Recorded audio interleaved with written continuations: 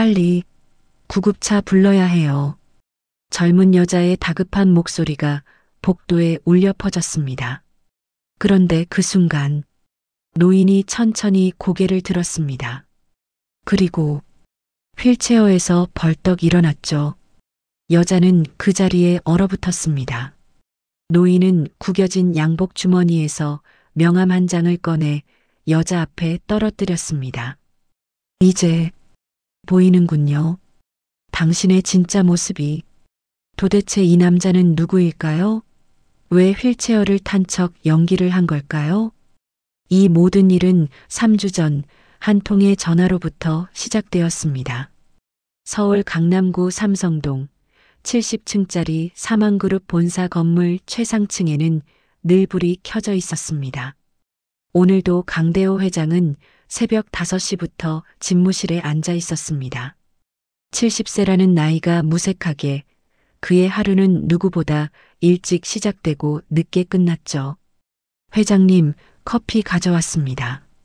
20년 지기 비서 김 과장이 조심스럽게 문을 열고 들어왔습니다. 고맙네.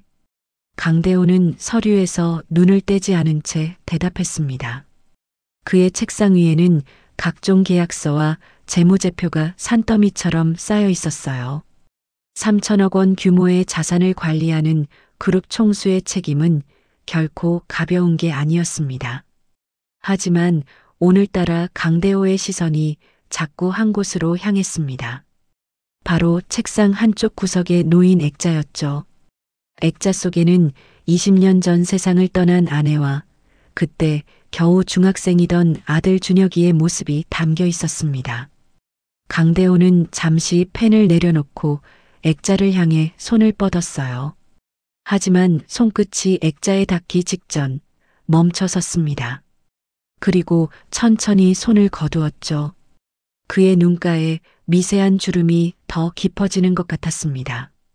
강대호는 고개를 돌려 창밖을 바라보았어요.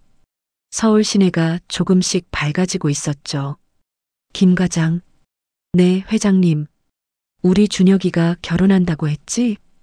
예, 다음 달로 예정되어 있습니다. 김 과장이 태블릿을 켜서 자료를 확인하려 했지만 강대호는 손을 저었습니다. 됐네. 자료는 이미 다 봤어. 윤서영, 29세, 평범한 중산층 가정 출신의 대학을 졸업하고 작은 회사에 다니고 있는 여자였습니다. 특별할 것 없는 이력이었죠. 사진 속 얼굴도 평범했어요. 어디서나 볼 수 있는 그런 얼굴이었습니다. 하지만 강대호가 신경 쓰이는 건 따로 있었어요. 아들 준혁이가 지난 10년간 5번이나 결혼하겠다고 선언했었거든요. 그리고 매번 1년을 못 넘기고 헤어졌습니다. 강대호는 깊은 한숨을 내쉬었습니다. 책상 서랍을 열어 두툼한 파일 하나를 꺼냈죠. 윤서영에 대한 상세 조사 보고서였습니다. 파일을 천천히 넘기던 강대호의 손이 어느 페이지에서 멈췄습니다. 그곳에는 붉은색 형광펜으로 밑줄이 그어져 있었어요. 모친, 당뇨 합병증으로 요양병원 입원 중, 월 병원비 약 300만 원, 부친 10년 전 사망, 형제자매 없음. 강대호는 파일을 덮고 등받이에 몸을 기댔습니다. 가죽 의자가 삐걱 소리를 냈죠. 그때였습니다. 책상 위 내선 전화가 울렸어요. 여보세요? 아버지, 저 준혁이에요. 전화기 너머로 들리는 아들의 목소리는 들뜬 것처럼 밝았습니다. 오, 준혁이냐? 무슨 일이냐? 다음 주 일요일에 시간 되세요? 서영이 소개시켜 드리려고요. 아버지가 꼭 만나고 싶어 한다고 했더니 엄청 긴장하더라고요. 강대호는 펜을 집어들었습니다. 그리고 메모지에 무언가를 적기 시작했어요. 하지만 그의 손끝에서 나온 건 글자가 아니었습니다. 의미 없는 선들이 종이 위를 이리저리 긋고 있었죠. 일요일? 그래, 시간 만들어 보지. 정말요? 감사합니다, 아버지. 제가 좋은 레스토랑 예약할게요. 서영이가 정말 좋은 애예요. 아버지도 분명 마음에 드실 거예요. 그래, 기대하마. 전화를 끊은 뒤 강대호는 한동안 수화기를 내려다보고 있었습니다. 그의 손이 여전히 수화기를 쥔 채 미세하게 떨리고 있었어요. 김 과장이 조심스럽게 입을 열었습니다. 회장님, 괜찮으십니까? 강대호는 대답 대신 자리에서 일어났습니다. 창가로 걸어가 70층 높이에서 서울 시내를 내려다보았죠. 저 아래 수많은 사람들이 각자의 삶을 살아가고 있었습니다. 출근하는 사람들, 아이를 유치원에 데려다주는 부모들, 아침 장사를 준비하는 가게 주인들, 모두가 자신만의 이야기를 가지고 살아가고 있었죠. 김 과장, 네, 회장님, 내가 미친 짓을 하나 하려고 하네. 김 과장의 표정이 굳어졌습니다. 20년을 함께 일하면서 강대호 회장의 그런 말투는 처음 들어봤거든요. 무슨 말씀이십니까? 강대호는 창문에 비친 자신의 얼굴을 바라보았습니다. 70세의 나이가 그대로 새겨진 얼굴이었어요. 주름진 이마, 처진 눈꺼풀, 희끗희끗한 머리카락. 이 여자가 진짜로 우리 준혁이를 사랑하는지 아니면 돈을 보는 건지 내가 직접 확인해 보고 싶어. 그건 어떻게 하시겠다는 말씀입니까? 강대호는 천천히 돌아섰습니다. 그의 눈빛이 이상하게 빛나고 있었어요. 신분을 숨기고 접근해 보려고. 예. 일요일 식사 약속은 취소하게. 대신 다른 방법으로 그 여자를 만나보겠네. 김 과장은 깜짝 놀라 한 걸음 다가섰습니다. 회장님, 설마 내가 가난한 노인으로 변장해서 찾아가면 어떨까? 김 과장의 얼굴이 창백해졌습니다. 손에 들고 있던 태블릿이 미끄러질 뻔했죠. 그는 황급히 태블릿을 꽉 움켜쥐었습니다. 안 됩니다. 회장님, 그건 너무 위험합니다. 만약 준혁 상무님께서 아시면 준혁이는 모르게 할 거야. 강대호의 목소리는 단호했습니다. 김 과장은 그 목소리 톤을 알고 있었어요. 한번 결심하면 절대 꺾이지 않는 사람이었거든요. 하지만 회장님, 김 과장, 자네도 알잖아. 우리 준혁이가 그동안 얼마나 많은 여자를 만났는지.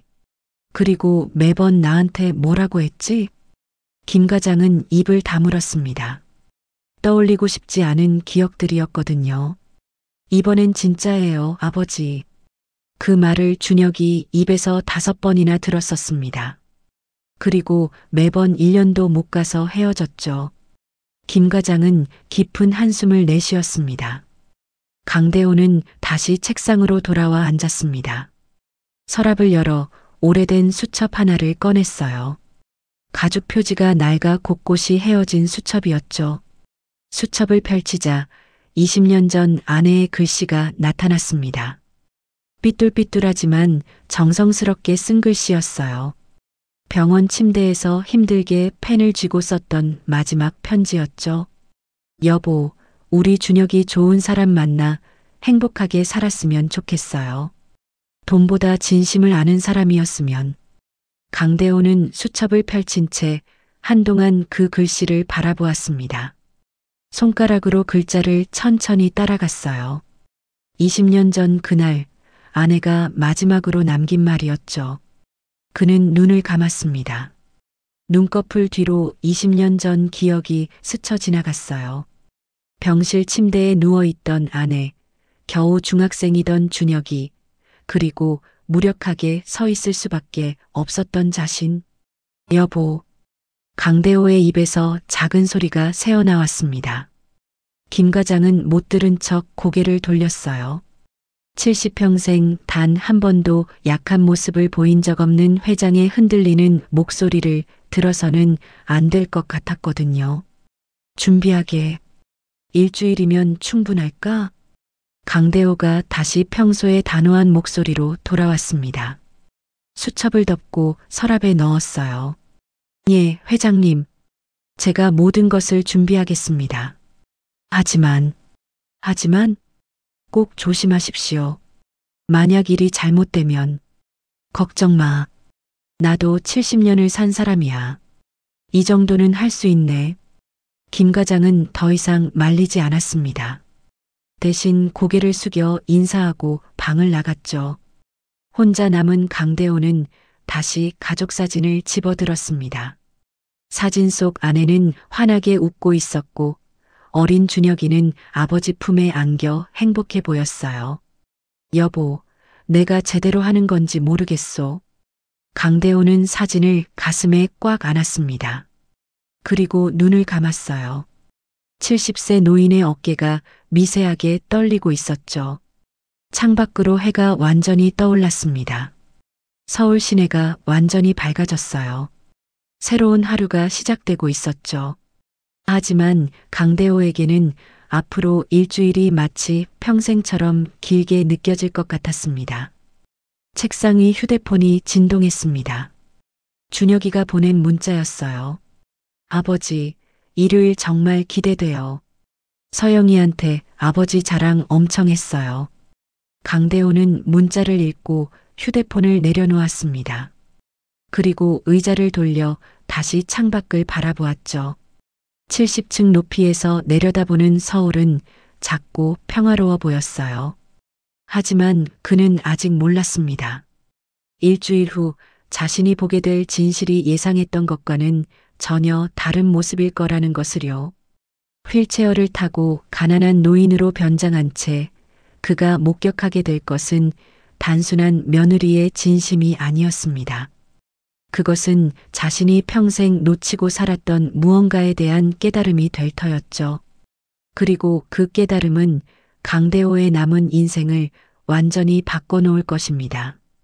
일주일이 흘렀습니다. 강대호는 자신의 드레스룸 앞에 서 있었어요.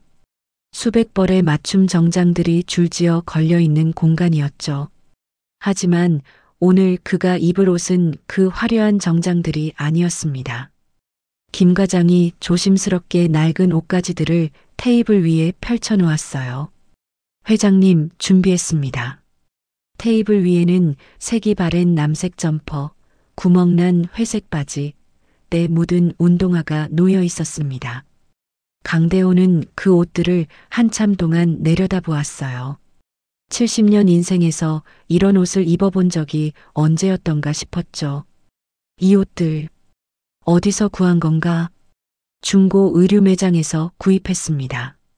최대한 자연스럽게 보이도록 강대호는 점퍼를 집어들었습니다. 손에 잡히는 천의 질감이 낯설었어요. 거칠고 뻣뻣했죠. 그는 천천히 옷을 입기 시작했습니다. 옷을 다 입고 거울 앞에 섰을 때 강대호는 자신의 모습을 보고 잠시 멈칫했습니다. 거울 속에 비친 사람은 더 이상 사망그룹 회장이 아니었어요. 그냥 어디서나 볼 수 있는 평범한, 아니 평범보다 못한 가난한 노인이었죠. 휠체어도 준비했습니다. 김 과장이 접어둔 휠체어를 펼쳤습니다. 녹슨 부분도 있고 바퀴도 낡아 보이는 오래된 휠체어였어요. 강대호는 휠체어에 앉아보았습니다. 삐걱 소리가 났어요. 등받이도 불편했죠. 하지만 이상하게도 마음 한편이 조금 편안해지는 것 같았습니다. 회장님, 정말 괜찮으시겠습니까? 김 과장의 목소리에는 여전히 걱정이 가득했습니다. 괜찮네. 오히려 좋아. 이렇게 낮은 곳에서 세상을 보는 것도 오랜만이군. 강대호는 휠체어를 직접 굴려보았습니다. 생각보다 힘이 많이 들었어요. 팔에 힘을 주어 바퀴를 돌렸지만 앞으로 나아가는 속도는 느렸죠. 주소는 확인했나? 예, 윤서영 씨가 거주하는 오피스텔입니다. 관악구 봉천동 소재. 아들은 알면 안 돼. 물론입니다. 준혁 상무님께는 회장님께서 해외 출장 가신다고 말씀드렸습니다. 강대호는 고개를 끄덕였습니다. 그리고 다시 한번 거울을 보았어요. 거울 속 자신이 점점 낯설어 보였죠. 자네는 차로 근처까지만 데려다 주게. 그 다음부터는 혼자 갈 거야. 혼자요? 회장님, 그건 너무. 김 과장. 강대호가 휠체어를 돌려 김 과장을 똑바로 바라보았습니다. 낡은 옷차림이었지만 그의 눈빛만큼은 여전히 날카로웠어요. 내가 진짜 모습을 보려면 완전히 혼자여야 하네. 자네가 근처에 있으면 나도 모르게 의지하게 될 거야. 김 과장은 더 이상 반대하지 못했습니다. 그저 깊게 한숨만 쉬었죠. 알겠습니다. 하지만 비상 연락은 꼭 유지하십시오. 이 휴대폰을 가지고 계세요. 김 과장이 오래된 폴더폰 하나를 건넸습니다. 스마트폰이 아닌 10년은 된 것처럼 보이는 구형 휴대폰이었어요. 이것도 준비했군. 예, 제 번호만 저장되어 있습니다. 위급하시면 언제든 연락 주십시오. 강대호는 휴대폰을 받아 낡은 점퍼 주머니에 넣었습니다. 주머니 깊숙이 들어간 휴대폰이 묵직하게 느껴졌어요. 그럼 출발하지. 김 과장이 휠체어를 밀어 엘리베이터로 향했습니다. 강대호의 저택은 한남동 언덕 위에 있었어요. 넓은 정원과 3층짜리 본체를 가진 고급 주택이었죠. 하지만 오늘만큼은 그 화려함이 오히려 부담스럽게 느껴졌습니다. 강대호는 뒤를 돌아보지 않았어요. 정원도 저택도 자신이 평생 일궈온 모든 것도 지하 주차장에 검은색 세단이 기다리고 있었습니다. 평소에 타던 고급 외제차가 아니라 평범한 국산차였어요. 이것도 준비했군. 예, 최대한 눈에 띄지 않도록. 김 과장이 휠체어를 접어 트렁크에 실었습니다. 강대호는 뒷좌석에 올라탔어요. 낡은 옷에서 묘한 냄새가 났죠. 새 옷이 아니라 실제로 누군가 입었던 옷이라는 걸 알 수 있었습니다. 차가 출발했습니다. 한남동을 지나 한강을 건너 관악구 방면으로 향했어요. 평소라면 30분이면 갈 거리였지만 오늘은 유난히 길게 느껴졌죠. 회장님, 한참을 달리던 김 과장이 조심스럽게 입을 열었습니다. 응? 혹시 윤서영 씨가 회장님을 알아보면 어쩌시겠습니까? 강대호는 잠시 생각했습니다. 사실 그럴 가능성은 거의 없었어요.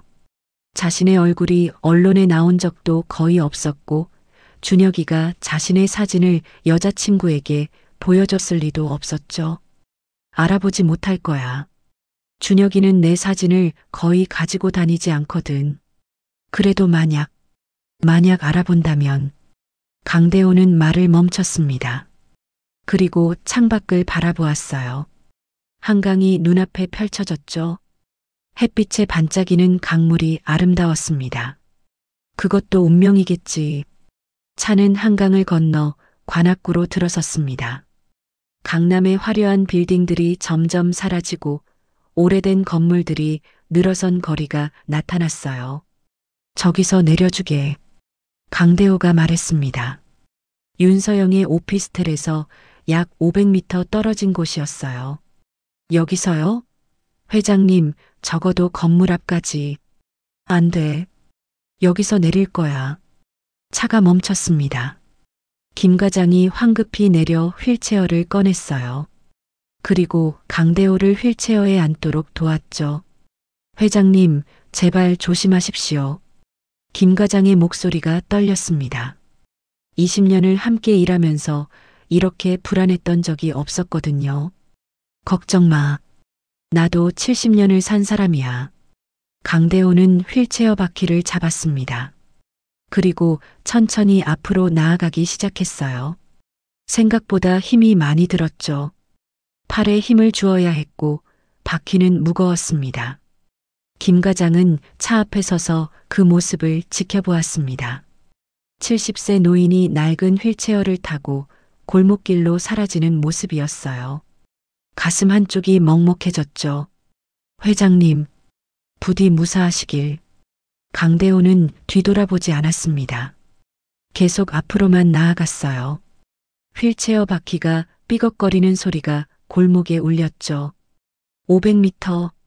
평소라면 5분도 안 걸릴 거리였습니다. 하지만 휠체어를 타고 가니 20분도 더 걸렸어요. 중간중간 멈춰서 숨을 고르기도 했죠. 길을 지나가던 사람들이 강대호를 흘끔흘끔 쳐다보았습니다. 하지만 누구도 도와주겠다고 나서지 않았어요. 모두 바쁘게 자기 길을 갈 뿐이었죠. 강대호는 이상한 기분이 들었습니다. 70평생 사람들의 관심과 존경을 받으며 살았는데 지금은 완전히 투명인간이 된 것 같았어요. 아니, 투명인간보다 못한 존재. 그저 불편하고 귀찮은 장애물처럼 느껴졌죠. 드디어 오피스텔 건물 앞에 도착했습니다. 10층짜리 낡은 건물이었어요. 외벽 페인트가 벗겨지고 간판도 발해 있었죠. 강대호는 건물 입구 앞에서 멈춰 섰습니다. 가슴이 두근거렸어요. 70평생 수많은 계약과 협상을 해왔지만 지금 이 순간만큼 긴장된 적이 없었죠. 손이 떨렸습니다. 그는 떨리는 손으로 휠체어 팔걸이를 꽉 잡았어요. 준혁아, 내가 선택한 여자가 어떤 사람인지 아빠가 확인해 볼게. 강대호는 깊게 숨을 들이쉬었습니다. 그리고 건물 안으로 들어갔어요. 엘리베이터 버튼을 눌렀습니다. 7층. 윤서영이 사는 층이었어요. 엘리베이터가 덜컹거리며 올라갔죠. 7층에 도착했을 때 강대호는 잠시 엘리베이터 문 앞에서 멈칫했습니다. 복도가 보였어요. 낡은 복도, 카펫, 깜빡거리는 형광등, 어딘가에서 들려오는 TV 소리. 강대호는 다시 휠체어를 굴려 복도로 나왔습니다. 702호, 704호, 706호. 드디어 708호 앞에 도착했어요. 윤서영의 집이었습니다. 강대호는 문패를 바라보았습니다. 윤서영이라고 손글씨로 쓰인 작은 문패였어요. 그는 한참 동안 그 문패를 바라보았습니다. 손을 뻗어 초인종을 누르려다가 멈췄어요. 그리고 다시 손을 내렸죠. 3번이나 반복했습니다. 손을 뻗었다가 멈추고 다시 뻗었다가 멈추고. 괜찮을 거야. 그냥 평범한 노인일 뿐이야. 강대호는 자신에게 말했습니다. 그리고 마침내 초인종을 눌렀어요. 띵동. 초인종 소리가 울렸습니다. 침묵. 아무 대답이 없었어요. 강대호는 다시 한번 초인종을 눌렀죠. 띵동. 누구세요? 안에서 여자 목소리가 들렸습니다. 졸린 듯한 목소리였어요. 강대호는 목소리를 가다듬었습니다. 실례지만. 문이 열렸습니다.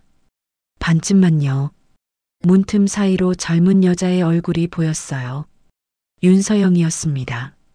사진에서 본 것보다 훨씬 피곤해 보였습니다. 눈 밑에 다크서클이 짙었고 머리도 제대로 빗지 않은 채였어요. 집에서 입는 헐렁한 티셔츠와 트레이닝복 차림이었죠. 누구세요? 윤서영이 다시 물었습니다. 목소리에 경계심이 가득했어요. 강대호는 숨을 고르고 말했습니다. 죄송합니다. 아래층에 사는 사람인데 휠체어가 고장나서. 네. 윤서영이 문을 조금 더 열었습니다. 그제야 휠체어에 앉은 강대호의 모습이 완전히 보였죠. 아이고. 윤서영의 표정이 미세하게 변했습니다. 놀람과 동정이 섞인 표정이었어요. 하지만 곧 다시 경계하는 얼굴로 돌아왔죠. 그게 무슨 일이신데요? 혹시 공구 좀 빌릴 수 있을까 해서요. 바퀴가 빠져서. 강대호는 휠체어 바퀴를 가리켰습니다. 실제로 김 과장이 미리 조금 헐겁게 해놓은 바퀴였어요. 윤서영은 복도를 둘러보았습니다. 그리고 시계를 확인했어요. 오전 10시. 그녀는 깊은 한숨을 쉬었죠. 죄송한데요. 지금 좀 바빠서. 아, 그렇군요. 죄송합니다. 강대호는 휠체어를 돌리려 했습니다. 하지만 그 순간 휠체어 바퀴가 완전히 빠져버렸습니다. 쿵! 휠체어가 한쪽으로 기울었어요. 강대호의 몸이 앞으로 쏠렸죠. 아! 윤서영이 재빨리 문을 열고 나와 강대호를 붙잡았습니다. 간신히 균형을 잡았어요. 괜찮으세요? 윤서영이 물었습니다. 목소리에는 진짜 걱정이 묻어났어요. 강대호는 그녀의 얼굴을 올려다보았습니다. 가까이서 보니 더 어려 보였어요. 피곤한 얼굴이었지만 눈만큼은 맑았죠. 네, 괜찮습니다. 죄송합니다. 이거 어떡하죠? 윤서영이 휠체어를 살펴보았습니다. 바퀴가 완전히 빠져 있었어요. 그녀는 다시 한번 시계를 확인했습니다. 그리고 한숨을 쉬었죠. 뭔가 고민하는 표정이었어요. 일단 안으로 들어오세요. 이렇게 복도에 계실 순 없잖아요. 윤서영이 마지못해 말했습니다. 강대호는 그녀의 얼굴을 바라보았습니다. 피곤하고 귀찮아하는 표정이었지만 그래도 사람을 복도에 방치할 수는 없다는 마음이 느껴졌어요. 정말 괜찮겠습니까? 들어오세요. 일단 차라도 드시고. 윤서영이 휠체어를 밀어 집 안으로 들어갔습니다. 강대호는 그렇게 윤서영의 집 안으로 들어갔습니다. 이제 진짜 시험이 시작되는 것입니다. 강대호는 윤서영의 집 안을 둘러보았습니다. 생각보다 훨씬 좁았어요. 10평도 안 되는 원룸이었죠. 침대와 책상, 작은 옷장, 그리고 간이 부엌이 전부였습니다. 벽에는 달력이 하나 붙어 있었어요. 빨간색 동그라미가 여기저기 그려져 있었죠. 강대호의 눈에 병원비 납부라는 글자가 들어왔습니다. 여기 앉아 계세요. 윤서영이 작은 의자 하나를 가져다 놓았습니다. 강대호는 휠체어에서 일어나 의자에 앉았어요. 윤서영은 휠체어를 한쪽 구석에 세워두었죠. 윤서영이 부엌으로 갔습니다. 냉장고를 열어 생수병을 꺼냈어요. 컵에 물을 따르는 그녀의 손이 바빴습니다. 서두르고 있다는 게 보였죠. 그리고 다시 시계를 확인했어요. 벌써 세 번째였습니다. 물 한 컵을 강대호 앞에 놓고 윤서영은 방 한쪽에 놓인 가방을 힐끔 쳐다보았어요. 초조함이 온몸에서 느껴졌습니다. 강대호는 물을 한 모금 마셨습니다. 그리고 조심스럽게 주위를 둘러보았죠. 책상 위에 여러 장의 서류가 쌓여 있었어요.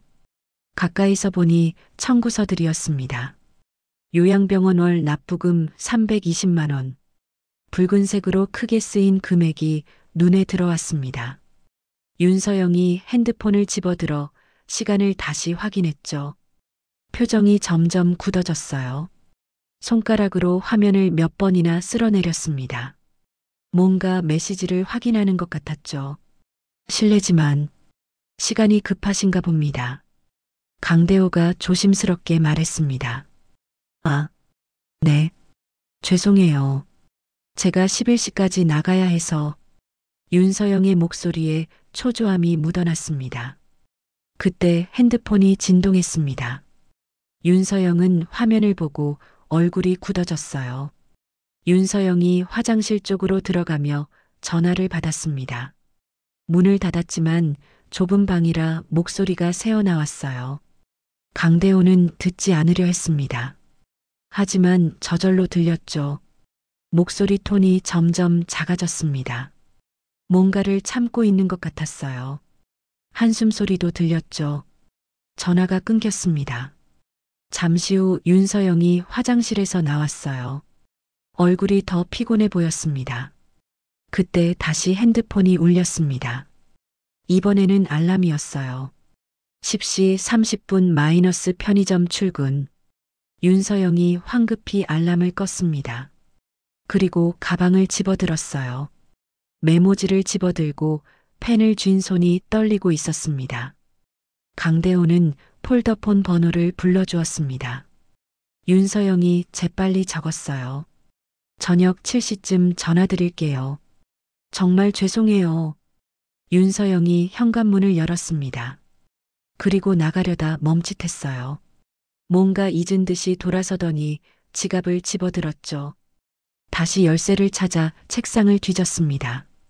완전히 정신이 없는 모습이었어요. 그럼 저 먼저 갈게요.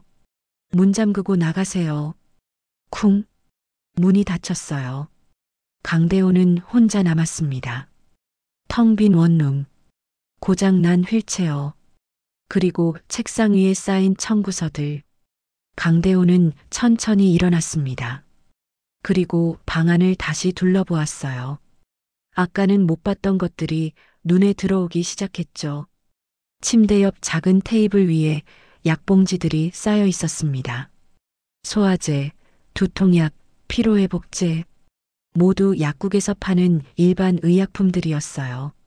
봉지마다 날짜가 적혀 있었죠. 매일 먹는 것 같았습니다.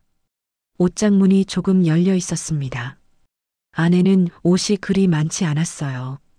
회사에 입고 갈 정장 몇 벌, 편의점 알바용 유니폼 2벌, 그리고 낡은 트레이닝복들.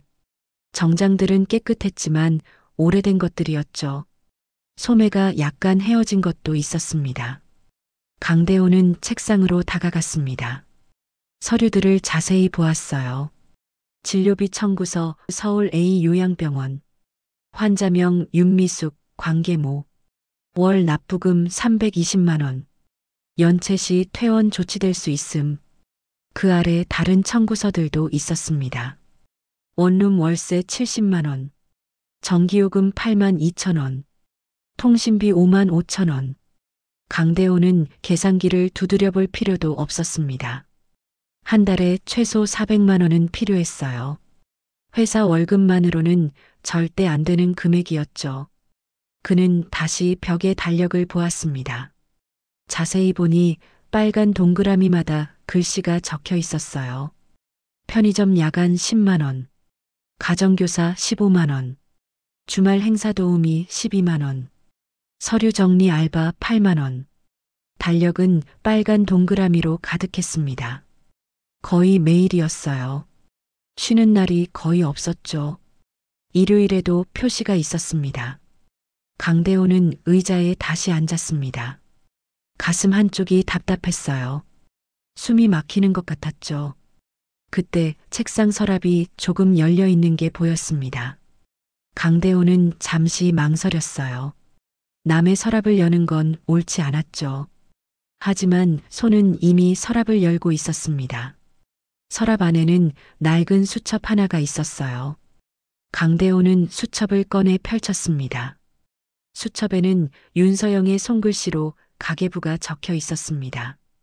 2월 수입회사 월급 280만 원, 편의점 90만 원, 가정교사 60만 원, 주말 알바 48만 원 총 478만 원, 2월 지출 병원비 320만 원, 월세 70만 원, 식비 30만 원, 교통비 15만 원, 공과금 13만 7천 원, 기타 20만 원 총 468만 7천 원, 남은 금액 9만 3천 원.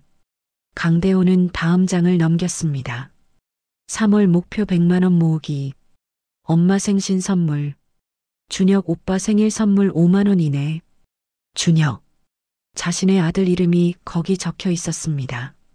준혁 오빠와의 미래, 결혼식 비용, 최소화 신혼여행 포기, 전세금은 오빠 집에서, 나는 계속 일하면서 엄마 병원비. 강대호는 수첩을 덮었습니다. 손이 떨렸어요.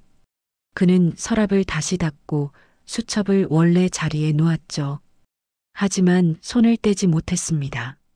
수첩 위에 손을 얹은 채 한참을 그렇게 있었어요. 그리고 창문 쪽으로 걸어갔습니다. 창밖을 내다보았어요. 7층에서 내려다 보이는 봉천동 풍경이었죠. 오래된 건물들, 좁은 골목길, 빼곡한 간판들. 점심시간이라 사람들이 바삐 오가고 있었습니다. 강대호는 자신의 한남동 저택을 떠올렸습니다. 넓은 정원, 분수대, 3층짜리 본체, 그리고 이 좁은 원룸. 같은 서울이었지만 완전히 다른 세상이었습니다. 시간이 천천히 흘렀습니다. 오후 12시, 1시, 2시. 배가 고팠습니다. 하지만 강대호는 냉장고를 열지 않았어요. 남의 집 음식을 함부로 먹을 수는 없었으니까요. 오후 3시쯤 현관문 밖에서 소리가 들렸습니다. 강대호는 긴장했어요. 하지만 그냥 이웃집 문 여는 소리였죠. 오후 5시 강대호의 핸드폰이 진동했습니다. 김 과장이었어요. 짧게 답장만 하고 다시 기다렸습니다. 오후 6시 밖이 완전히 어두워졌습니다. 강대호는 방 안불을 켜지 않았어요. 어둠 속에 앉아 창밖에 가로등 불빛만 바라보았죠. 배가 고팠습니다. 목도 말랐어요. 70세 노인에게 하루 종일 아무것도 먹지 않는 건 쉽지 않았죠. 어지러움도 느껴졌습니다. 하지만 강대호는 꿋꿋이 버텼어요. 냉장고 위에 놓인 작은 액자가 눈에 들어왔습니다. 가까이 가서 보니 가족 사진이었어요. 아버지, 어머니, 그리고 어린 윤서영. 모두 환하게 웃고 있었어요. 유원지에서 찍은 사진 같았죠. 아버지가 어린 윤서영을 어깨에 태우고 있었습니다. 행복해 보이는 가족이었어요. 하지만 지금 그 가족은 없었습니다. 아버지는 돌아가셨고 어머니는 요양병원에, 그리고 윤서영은 혼자 이 좁은 방에서 4개의 일을 하며 살고 있었죠. 강대호는 액자를 내려놓았습니다. 손가락으로 액자 표면의 먼지를 닦아냈어요. 오랫동안 닦지 못했던 것 같았습니다. 그때였습니다. 딸그락. 현관문 잠금장치 소리가 들렸어요. 강대호는 재빨리 휠체어에 앉았습니다. 그리고 고개를 숙였죠. 문이 열렸습니다. 휴! 깊은 한숨 소리가 들렸어요. 윤서영이었습니다. 불을 켰습니다. 환한 형광등 불빛이 방 안을 비췄어요. 윤서영은 가방을 바닥에 내려놓았습니다. 그리고 벽에 기대섰어요. 눈을 감고 깊게 숨을 쉬었죠. 몇 번이나 숨을 들이쉬고 내쉬었습니다. 진정하려는 것 같았어요. 강대호는 고개를 들어 그녀를 보았습니다. 아침에 봤던 모습과는 완전히 달랐어요. 머리는 땀에 젖어 있었고 얼굴은 창백했습니다. 편의점 유니폼을 입고 있었는데 이름표가 삐뚤어져 있었어요. 유니폼에 커피 얼룩도 묻어 있었죠. 손에는 편의점 봉투를 들고 있었습니다. 윤서영은 한참 동안 그렇게 서 있었습니다. 눈을 감은 채로요. 마치 지금 당장 쓰러질 것 같았어요. 다리도 후들거리는 것 같았죠. 아, 윤서영이 눈을 떴습니다. 그제야 휠체어에 앉은 강대호를 발견했어요. 아, 할아버지. 윤서영이 깜짝 놀라 벌떡 일어섰습니다. 가방이 바닥에 쓰러졌죠. 안에서 물건들이 쏟아져 나왔습니다. 지갑, 핸드폰 충전기, 약봉지들. 죄송합니다. 제가 여기 있었네요. 강대호가 말했습니다. 아니, 저야말로 완전히 까먹었어요. 할아버지, 하루 종일 여기 계신 거예요? 윤서영의 얼굴에 당황한 표정이 역력했습니다. 손으로 입을 가렸어요. 네. 휠체어가 고장나서 나갈 수가 없었습니다. 아이고. 윤서영이 이마를 짚었습니다. 그리고 비틀거리며 휠체어 쪽으로 다가왔어요. 무릎을 꿇고 바퀴를 살펴보았죠. 손놀림이 능숙했습니다. 책상 서랍을 뒤져 작은 공구함을 꺼냈습니다. 그 안에서 드라이버를 찾았어요. 다시 무릎을 꿇고 휠체어를 고치기 시작했죠. 5분쯤 지났을까요? 윤서영이 일어났어요. 하지만 비틀거렸습니다. 벽을 짚어야 했죠. 다 됐어요. 이제 괜찮을 거예요. 윤서영의 목소리가 약했습니다. 얼굴이 더 창백해져 있었어요. 고맙습니다. 윤서영이 시계를 보았습니다. 7시 15분. 그리고 바닥에 놓인 편의점 봉투를 집어들었어요. 그 안에서 삼각김밥 2개와 바나나 우유 1팩을 꺼냈죠. 이거라도 드세요. 제가 저녁으로 먹으려던 건데. 윤서영이 삼각김밥을 강대호 손에 쥐어줬습니다. 따뜻했어요. 그녀의 손은 차가웠죠. 그럼 감사히 먹겠습니다. 강대호가 삼각김밥을 뜯었습니다. 윤서영은 부엌으로 가서 물을 끓이기 시작했어요. 윤서영 자신은 아무것도 먹지 않았습니다. 강대호에게 준 삼각김밥이 저녁 전부였던 거죠. 그녀의 배에서 꼬르륵 소리가 났습니다. 윤서영은 당황해서 배를 움켜쥐었어요. 물이 끓었습니다. 윤서영이 티백을 넣어 차를 만들었죠. 종이컵에 따라 강대호에게 건넸습니다. 강대호는 차를 한 모금 마셨습니다.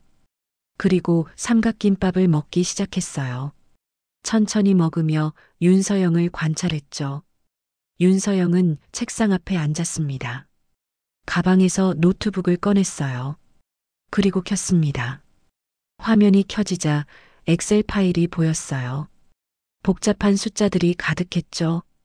윤서영은 키보드를 두드리기 시작했습니다. 피곤한 얼굴이었지만 집중하는 눈빛이었어요. 10분, 20분, 30분. 계속 일했습니다. 쉬지 않고요. 가끔 눈을 비볐어요. 졸음을 쫓는 것 같았죠. 그때 윤서영의 핸드폰이 울렸습니다. 전화였어요. 윤서영이 화면을 보더니 표정이 굳어졌습니다. 한참을 망설이다 전화를 받았어요. 통화가 시작되었습니다. 윤서영의 목소리가 점점 작아졌어요. 고개도 떨구어졌죠. 어깨가 축 처졌습니다. 전화가 끊겼습니다. 윤서영은 핸드폰을 내려놓고 한참을 그대로 앉아 있었어요. 눈이 약간 붉어져 있었습니다.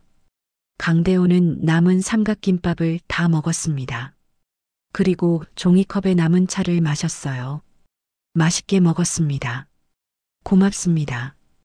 윤서영이 일어나 종이컵을 받아갔습니다. 쓰레기통에 버리면서 그녀의 손이 멈췄어요. 쓰레기통 안에는 휴지들이 가득했습니다. 그런데 그 휴지들에 붉은 얼룩이 묻어 있었어요. 피었습니다. 윤서영이 코피를 흘렸던 거죠. 강대호는 그것을 보았습니다. 윤서영은 재빨리 쓰레기통 뚜껑을 덮었어요. 강대호가 본 걸 알았지만 아무 말도 하지 않았죠. 할아버지, 이제 괜찮으시면 6층까지 모셔다 드릴까요? 아니, 제가 갈 수 있습니다. 많은 신세를 졌네요. 강대호가 휠체어를 굴려 현관문으로 갔습니다. 윤서영이 따라왔어요. 문을 열어주면서 잠시 망설이는 표정이었죠. 안녕히 가세요. 네, 안녕히 계십시오. 강대호는 복도로 나갔습니다. 윤서영이 문간에 서서 그를 배웅했어요. 문이 닫혔습니다. 강대호는 복도를 천천히 굴러갔습니다. 그리고 멈춰 섰어요. 뒤를 돌아보았죠. 708호 문틈 사이로 불빛이 새어나왔습니다. 그 안에서 작은 소리가 들렸어요. 흐느끼는 소리였습니다. 윤서영이 울고 있었어요. 참았던 눈물을 터뜨리는 소리였죠. 작게, 조용히, 아무도 듣지 못하게요. 강대호는 주먹을 쥐었습니다. 가슴이 먹먹했어요. 70평생 수많은 일을 겪었지만 지금 이 순간만큼 가슴이 아픈 적이 없었습니다. 그는 조용히 엘리베이터로 갔습니다. 6층 버튼을 눌렀어요. 진짜로 6층에 내려갔죠. 엘리베이터 안에서 강대호는 눈을 감았습니다. 윤서영의 울음소리가 귓가에 맴돌았어요. 1층에 도착했습니다. 건물 밖으로 나갔어요. 밤 공기가 차가웠죠. 강대호는 휠체어를 굴려 골목 끝으로 갔습니다. 김 과장에게 전화했습니다. 김 과장, 나 좀 데리러 오게. 20분 후 검은 세단이 도착했습니다. 김 과장이 급히 내려와 강대호를 도왔어요. 차에 올랐습니다. 차가 출발했어요. 강대호는 창밖을 바라보았습니다. 오피스텔 건물이 점점 멀어졌죠. 7층 어딘가에서 불빛이 보였습니다. 한참을 달려 한남동에 도착했습니다. 저택 앞에 차가 섰어요. 김 과장. 네, 회장님. 우리 준혁이가 어떤 놈이었지? 김 과장은 놀라 뒤를 돌아보았습니다. 강대호의 얼굴이 창백했어요. 회장님?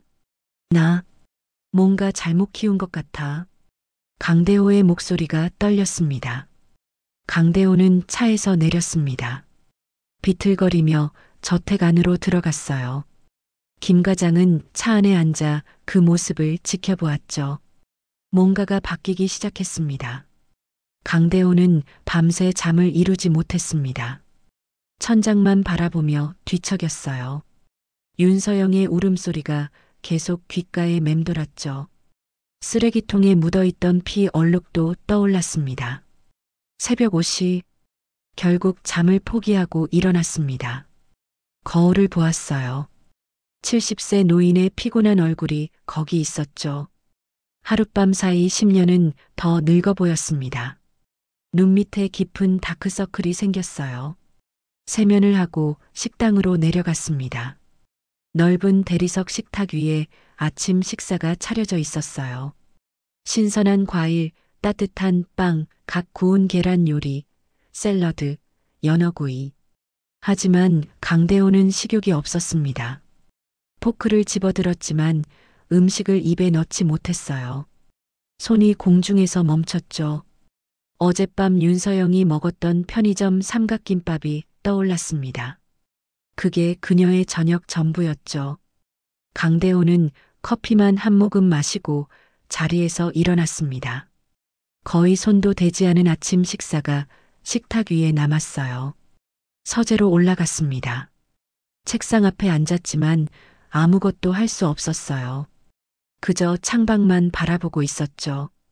넓은 정원의 분수대에서 물이 솟아올랐습니다. 햇살에 반짝이는 물줄기가 아름다웠어요. 강대호는 주먹으로 책상을 쳤습니다. 쿵! 무거운 소리가 났어요. 책상 위에 펜꽂이가 흔들렸죠. 준혁이와 얘기를 해야 했습니다. 더 이상 미룰 수 없었어요. 강대호는 내선 전화를 눌렀습니다. 준혁이한테 연락해. 오늘 오후 3시에 회사로 오라고. 시간이 천천히 흘렀습니다. 강대호는 서재에서 나오지 않았어요. 점심도 거르겠다고 했죠. 창가에 서서 계속 방만 바라보았습니다. 오후 2시쯤 강대호는 윤서영에 대한 조사 보고서를 다시 꺼냈습니다. 한 장 한 장 천천히 넘겼어요. 가족관계, 학력, 경력, 재무 상황. 모든 게 적혀 있었죠. 하지만 보고서에는 없는 게 있었습니다. 그녀의 눈물, 그녀의 한숨, 그녀의 떨리는 손, 쓰레기통에 버려진 피 묻은 휴지. 그런 건 보고서에 나오지 않았어요. 드디어 오후 3시가 되었습니다. 노크 소리가 들렸어요. 아버지, 저예요. 준혁이었습니다. 들어와. 문이 열리고 강준혁이 들어왔습니다. 35세, 잘생긴 얼굴에 값비싼 정장을 입고 있었어요. 명품 시계가 손목에서 빛났죠. 구두도 반짝반짝 윤이 났습니다. 한 켤레에 200만 원은 하는 수제 구두였어요. 아버지, 급하게 부르셔서 회의 미루고 왔어요. 무슨 일이세요? 준혁이 환하게 웃으며 말했습니다. 걱정 없는 얼굴이었어요. 앉아라. 강대호의 목소리는 평소와 달랐습니다. 차갑고 무거웠어요. 준혁은 그 톤을 알아챘죠. 미소가 사라졌습니다. 소파에 조심스럽게 앉았어요. 강대호도 맞은편에 앉았습니다. 두 사람 사이에 무거운 침묵이 흘렀죠. 준혁아, 내 아버지, 너, 윤서영이라는 여자 진짜 사랑하냐? 준혁은 잠시 놀란 표정을 지었습니다. 갑작스러운 질문이었거든요. 하지만 곧 고개를 끄덕였어요. 물론이죠, 아버지. 어떤 점이 좋은데? 준혁은 잠시 생각했습니다. 손가락으로 소파 팔걸이를 두드렸어요. 착하고, 성실하고, 저를 좋아해주고요. 대답이 너무 평범했습니다. 마치 체크리스트를 읽는 것 같았어요. 강대호는 아들의 얼굴을 자세히 보았습니다. 진심으로 보였어요. 하지만 뭔가 부족했죠. 깊이가 없었습니다. 그 여자 집안 사정은 아냐? 아, 어머니가 편찮으시다는 건 알아요. 병원비는? 준혁의 표정이 약간 굳어졌습니다. 시선을 피했어요. 창밖을 보았죠. 그건 서영이가 알아서 하는 걸로. 월 320만 원이야. 강대호가 끊었습니다. 준혁의 눈이 커졌습니다. 입을 벌린 채 아버지를 바라보았어요. 그렇게 많이요? 너 그것도 몰랐냐? 강대호의 목소리에 실망이 묻어났습니다. 준혁은 대답하지 못했습니다. 고개를 숙였어요. 강대호는 일어났습니다. 책상으로 걸어가 윤서영의 달력 사진을 꺼냈어요. 어제 몰래 찍어온 거였죠. 빨간 동그라미가 가득한 달력이었습니다. 준혁 앞에 사진을 놓았습니다. 이게 뭔지 아냐? 준혁이 사진을 집어들었습니다. 자세히 보았어요. 얼굴이 점점 창백해졌죠. 이게 내 여자친구 달력이야. 편의점 야간, 가정교사, 주말 행사 도우미. 한 달에 쉬는 날이 사흘밖에 안 돼. 준혁의 손이 떨렸습니다. 사진을 쥔 손이 흰색으로 변했어요. 너무 세게 쥐고 있었죠. 아버지, 이걸 어떻게... 내가 직접 갔어. 신분을 숨기고. 강대호는 어제 있었던 일을 말해주었습니다. 휠체어를 타고 간 것, 하루 종일 그 좁은 원룸에서 기다렸던 것, 윤서영이 얼마나 힘들게 사는지 본 것, 편의점 유니폼에 묻은 커피 얼룩, 쓰레기통에 피 묻은 휴지, 그녀의 울음소리. 준혁은 점점 창백해졌습니다. 사진을 내려놓고 두 손으로 얼굴을 감쌌어요. 어깨가 떨렸죠. 몰랐어요. 서영이가 말 안 했어요. 준혁의 목소리가 떨렸습니다. 몰랐다고? 강대호가 소리쳤습니다. 책상을 손으로 쳤어요. 쿵. 더 크고 무거운 소리였죠. 내가 결혼하겠다는 여자가 어떻게 사는지도 모르고 하루에 몇 시간 자는지도 모르고. 준혁은 고개를 들지 못했습니다. 계속 얼굴을 감싸고 있었어요. 강대호는 깊은 한숨을 쉬었습니다. 그리고 다시 창가로 걸어갔어요. 등을 돌리고 밖을 바라보았죠. 준혁아, 사랑이 뭔지 아냐? 준혁은 대답하지 못했습니다. 사랑은 상대방이 힘들 때 그냥 놔두는 게 아니야. 말 안 해도 알아채는 거지. 거절해도 방법을 찾는 거야. 강대호의 목소리가 떨렸습니다. 나도 후회하는 게 있어. 너 엄마가 아팠을 때 난 회사 일에만 매달렸지. 바빴거든. 돈 벌어야 했으니까. 준혁이 고개를 들었습니다. 아버지의 떨리는 목소리를 처음 들었어요. 근데 말이야. 강대호가 멈칫했습니다. 주먹을 쥐고 창틀을 잡았어요. 힘주어 쥐었죠. 너 엄마가 마지막으로 뭐라고 했는지 아냐? 침묵. 여보, 당신이 옆에 있었으면 좋겠어요. 돈보다 당신이 더 필요해요. 강대호의 목소리가 완전히 갈라졌습니다. 준혁은 눈물을 흘리기 시작했습니다. 소리 없이 조용히요. 눈물이 뺨을 타고 흘러내렸어요. 아버지, 나는 그 말을 들었을 때 깨달았어. 내가 무엇을 놓쳤는지를. 하지만 너무 늦었지. 너 엄마는 그날 밤 세상을 떠났어. 강대호가 돌아섰습니다. 얼굴이 젖어 있었어요. 70평생 단 한 번도 남 앞에서 눈물을 보인 적 없는 사람이 울고 있었죠. 준혁아, 너는 나처럼 되지 마라. 준혁이 벌떡 일어났습니다. 아버지 앞으로 다가갔어요. 무릎을 꿇었죠. 아버지, 제가 잘못했어요. 준혁이 목이 메어 말을 잇지 못했습니다. 눈물이 계속 흘렀어요. 강대호는 아들을 내려다보았습니다. 그리고 그의 어깨에 손을 올렸어요. 일어나라. 아버지, 일어나서 행동으로 보여라. 지금 당장. 준혁이 일어났습니다. 눈물을 닦았어요. 하지만 계속 흘렀죠. 뭘 해야 할까요? 그건 내가 생각해야지. 준혁은 잠시 생각했습니다. 머리를 쥐어짰어요. 그리고 말했습니다. 병원비, 제가 내겠습니다. 당장, 그게 다냐? 아니요. 서영이가 일을 그만두게. 아니, 최소한 줄일 수 있게 하겠습니다. 어떻게? 준혁은 더 생각했습니다. 걸어다니며 생각했어요. 직접 가겠습니다. 서영이 어머니께 인사드리고 제가 책임지겠다고 말씀드리겠습니다. 강대호는 고개를 끄덕였습니다. 그리고 서영이한테도 솔직하게 말하겠습니다. 제가 몰랐던 거, 미안한 거, 앞으로 함께 하고 싶다는 거. 좋아. 강대호가 책상으로 돌아왔습니다. 메모지에 뭔가를 적기 시작했어요. 한참을 적었죠. 다 쓰고 준혁에게 건넸습니다. 이렇게 해봐라. 난 조심해야 해. 그 여자 자존심이 셀 거야. 준혁이 메모를 받아 읽었습니다. 천천히 한 글자 한 글자요. 고개를 끄덕였어요. 알겠습니다, 아버지. 준혁이 메모지를 조심스럽게 접어 주머니에 넣었습니다. 그리고 깊게 고개를 숙였어요. 90도로요. 감사합니다.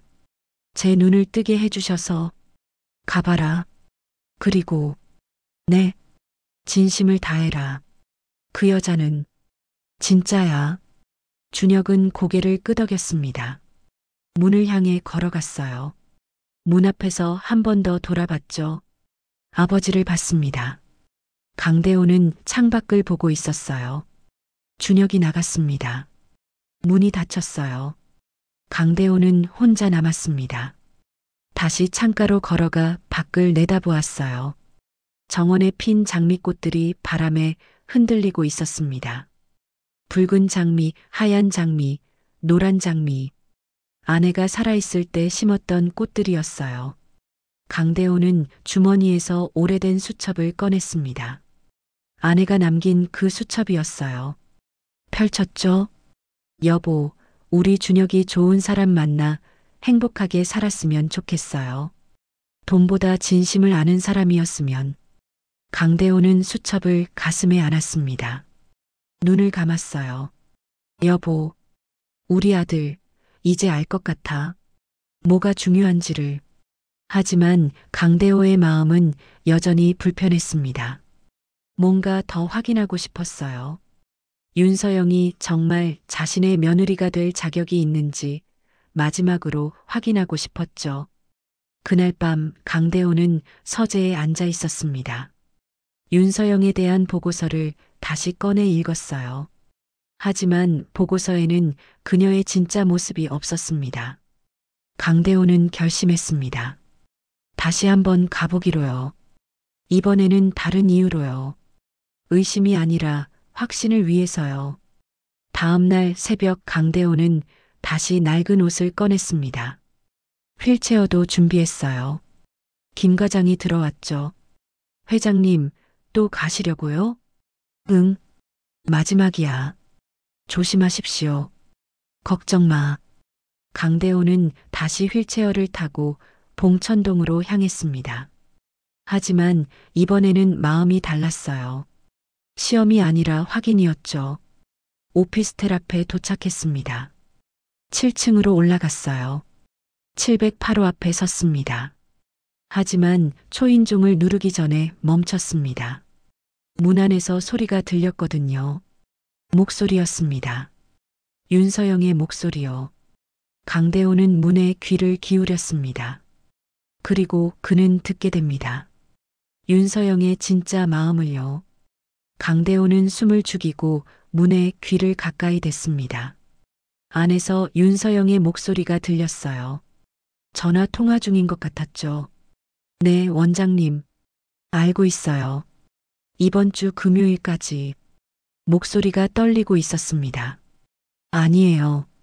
꼭 납부할게요. 제발. 어머니를 퇴원시키시면 안 돼요. 강대호의 가슴이 철렁했습니다. 요양병원에서 온 전화였어요. 네. 320만 원. 알고 있습니다. 금요일. 네. 전화가 끊어지는 소리가 들렸습니다. 그리고 한참 침묵이 흘렀어요. 강대호는 계속 기다렸습니다. 움직이지 않고요. 그때 다시 윤서영의 목소리가 들렸습니다. 이번에는 혼잣말이었어요. 320만 원. 어떡하지? 통장에 93만 원밖에 없는데. 책상 서랍 여는 소리가 났습니다. 뭔가 뒤지는 소리도요. 편의점 주급 45만 원. 가정교사 60만 원은 다음 주에나 들어오고. 계산하는 소리였습니다. 계산기 두드리는 소리도 들렸어요. 부족해.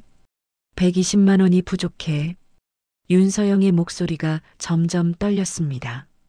강대호는 주먹을 꽉 쥐었습니다. 문을 두드리고 싶었어요. 들어가서 도와주고 싶었죠. 하지만 참았습니다. 더 들어야 했어요. 준혁 오빠한테. 아니야. 안 돼. 오빠한테 부담 주면. 윤서영이 혼자 중얼거렸습니다. 오빠는 이미 충분히 힘들어 하시는데 회사 일도 바쁘고 나까지 짐이 되면. 강대호는 그 말을 듣고 눈을 감았습니다. 가슴이 아팠어요. 준혁이가 힘들다고 3천억 자산가 아들이? 하지만 윤서영의 목소리는 진심이었습니다. 정말로 준혁을 걱정하는 목소리였어요. 그냥 내가 조금만 더 버티면 돼. 조금만. 의자에 앉는 소리가 났습니다. 그리고 다시 침묵이 흘렀어요. 강대호는 조용히 뒤로 물러났습니다. 초인종을 누르기로 했죠. 띵동. 안에서 움직이는 소리가 났습니다. 서둘러 뭔가 정리하는 소리도 들렸어요. 문이 열렸습니다. 할아버지. 윤서영이 놀란 얼굴로 나타났습니다. 하지만 방금 전과는 다른 표정이었어요. 밝게 웃고 있었죠. 억지로요. 어떻게 오셨어요? 휠체어가 또 이상해서요. 강대호가 거짓말을 했습니다. 아이고, 들어오세요. 윤서영이 환하게 웃으며 그를 집 안으로 들였습니다. 하지만 강대호는 알 수 있었어요. 그 웃음 뒤에 숨겨진 근심을요. 집 안으로 들어가자 책상 위가 깔끔하게 정리되어 있었습니다. 아까 본 서류들이 서랍 속으로 들어가 있었어요. 계산기도 치워져 있었죠. 잠깐만 기다리세요. 제가 공구 가져올게요. 윤서영이 옷장을 뒤져 공구함을 꺼냈습니다. 그리고 무릎을 꿇고 휠체어를 살펴보기 시작했어요. 강대호는 그녀를 바라보았습니다. 피곤한 얼굴이었지만 열심히 고치고 있었어요. 손놀림이 능숙했죠. 할아버지, 6층에 혼자 사세요? 윤서영이 일하면서 물었습니다. 네, 혼자 삽니다. 가족은요? 다들 멀리 있어요. 윤서영의 손이 잠시 멈췄습니다.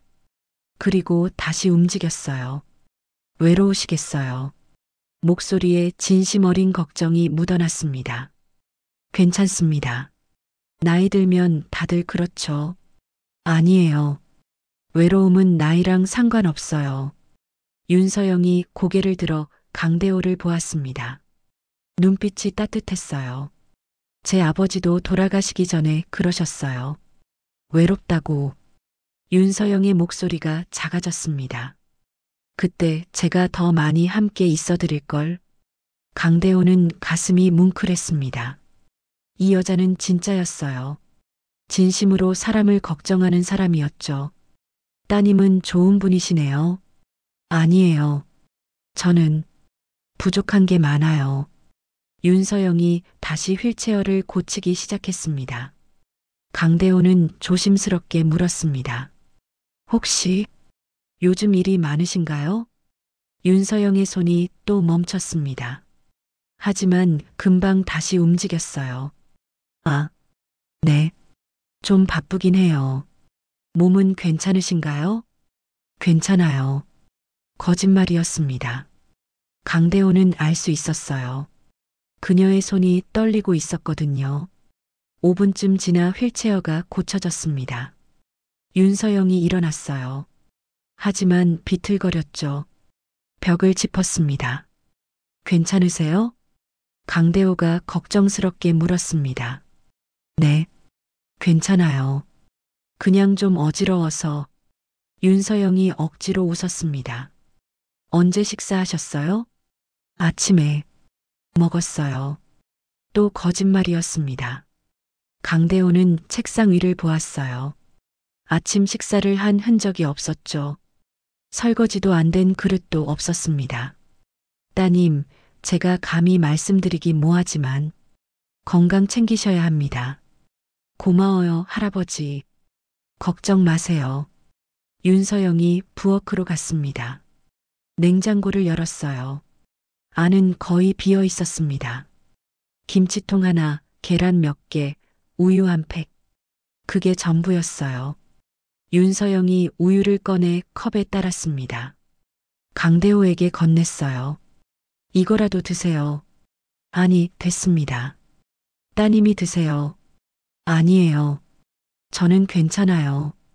윤서영이 강대호 손에 컵을 쥐어줬습니다. 그녀의 손은 여전히 차갑고 떨리고 있었어요. 강대호는 우유를 받았습니다. 한 모금 마셨죠. 그리고 물었습니다. 따님 혹시 결혼 준비 중이신가요? 윤서영의 얼굴이 밝아졌습니다.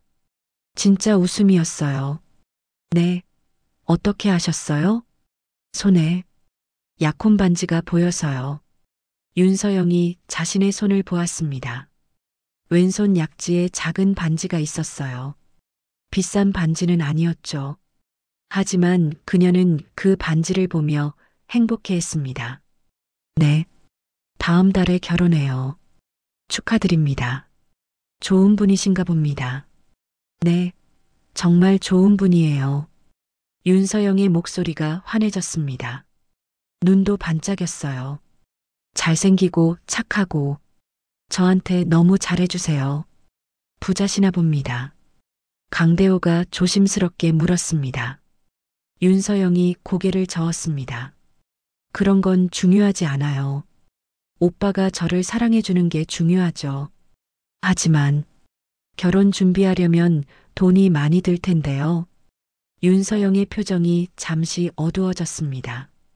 하지만 금방 다시 밝아졌어요. 괜찮아요.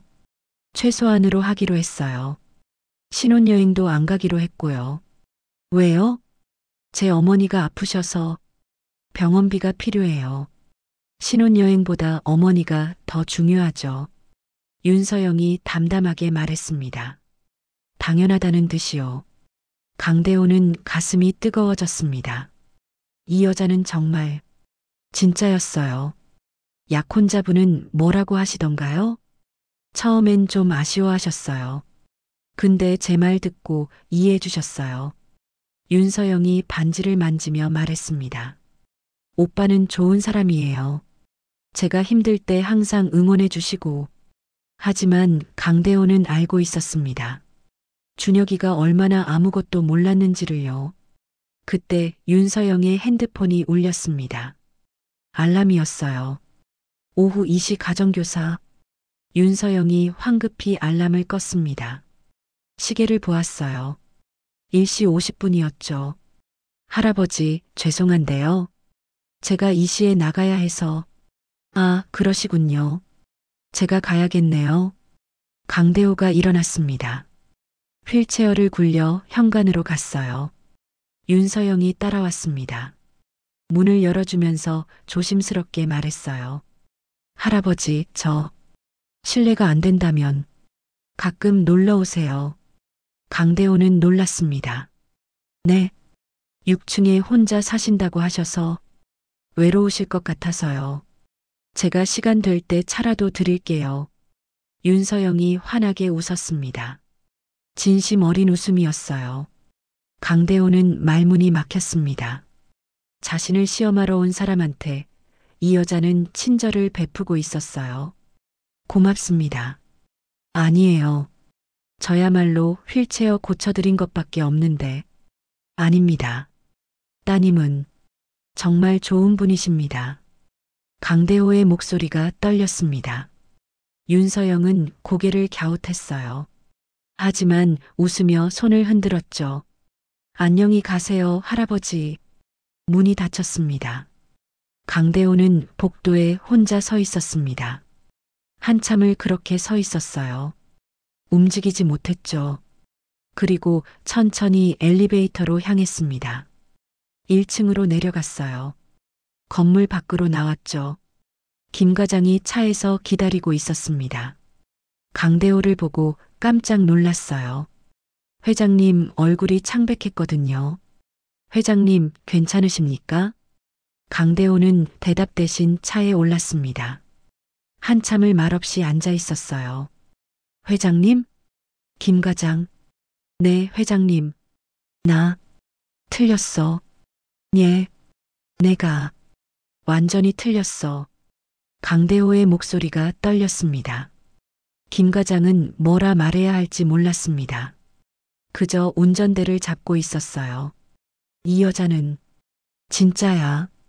진심으로 우리 준혁이를 사랑하고 있어. 강대호가 창밖을 바라보았습니다. 그런데 나는 의심했어. 시험했어. 돈을 노린다고 생각했지. 주먹을 쥐었습니다. 자신에게 화가 났어요. 회장님, 준혁이한테 전화해. 당장 그 여자 어머니 병원비 내라고. 그리고 강대호가 멈칫했습니다. 그리고 결혼식도 제대로 하라고 해. 신혼여행도 보내주고. 비용은 내가 다 댈 테니까. 알겠습니다, 회장님. 차가 출발했습니다. 오피스텔이 점점 멀어졌어요. 강대호는 계속 창밖을 바라보았습니다. 7층 어딘가에서 윤서영이 가정교사 하러 나가고 있을 거예요. 피곤한 몸을 이끌고요. 미안하다. 의심해서. 강대호는 마음속으로 사과했습니다. 그날 밤 강대호는 저택 서재에 앉아 있었습니다. 책상 위에 윤서영의 조사 보고서가 놓여 있었어요. 강대호는 그 보고서를 천천히 찍기 시작했습니다. 한 장 한 장요. 더 이상 필요 없었습니다. 조사도 의심도 시험도요. 윤서영은 이미 증명했으니까요. 진심을요. 강대호는 찢어진 종이들을 쓰레기통에 버렸습니다. 그리고 서랍에서 아내의 수첩을 꺼냈어요. 여보, 우리 준혁이 좋은 사람 만나 행복하게 살았으면 좋겠어요. 돈보다 진심을 아는 사람이었으면. 강대호는 수첩을 가슴에 안았습니다. 여보, 우리 아들 정말 좋은 사람 만났어. 당신이 바라던 그런 사람을. 처음으로 강대호는 마음이 편안해졌습니다. 의심이 사라졌어요. 확신이 생겼죠. 윤서영은 자신의 며느리가 될 자격이 충분했습니다. 아니, 자격 이상이었어요. 그녀는 축복이었죠. 새벽 4시, 윤서영의 핸드폰 알람이 울렸습니다. 그녀는 곧바로 일어났어요. 잠은 3시간밖에 자지 못했죠. 어젯밤 편의점 야간 근무를 마치고 집에 온 게 새벽 1시였으니까요. 윤서영은 비틀거리며 화장실로 갔습니다. 거울을 보았어요. 눈 밑 다크서클이 더 짙어졌죠. 얼굴도 더 야위어 보였습니다. 손으로 볼을 만졌어요. 살이 많이 빠졌더군요. 세수를 하고 나왔습니다. 옷장을 열어 회사 정장을 꺼냈어요. 다림질이 필요했지만 시간이 없었죠. 그냥 입었습니다. 간단히 화장을 했습니다. 컨실러로 다크서클을 가렸어요. 하지만 완전히 가려지지 않았죠. 부엌으로 갔습니다. 냉장고를 열었어요. 계란 2개가 남아 있었죠. 하나를 꺼내 삶기 시작했습니다. 계란이 삶아지는 동안 가방을 챙겼습니다. 노트북, 서류, 필기구, 그리고 편의점 유니폼도 넣었어요. 퇴근 후 바로 편의점에 가야 했으니까요. 계란이 다 삶아졌습니다. 껍질을 까서 먹었어요. 물 한 컵과 함께요. 그게 아침 식사 전부였죠. 시계를 보았습니다. 5시 10분. 서둘러야 했어요. 6시까지 회사에 도착해야 했으니까요. 현관문을 열고 나가려는데 핸드폰이 울렸습니다. 준혁이었어요. 윤서영은 잠시 망설였습니다. 받을까 말까? 시간이 없었거든요. 하지만 받았어요. 오빠, 왜 이렇게 일찍? 전화 너머로 준혁의 목소리가 들렸습니다. 뭔가 급한 것 같았어요. 윤서영의 얼굴이 점점 굳어졌습니다. 눈이 커졌어요. 네, 오늘? 오빠, 그게 무슨? 목소리가 떨렸습니다.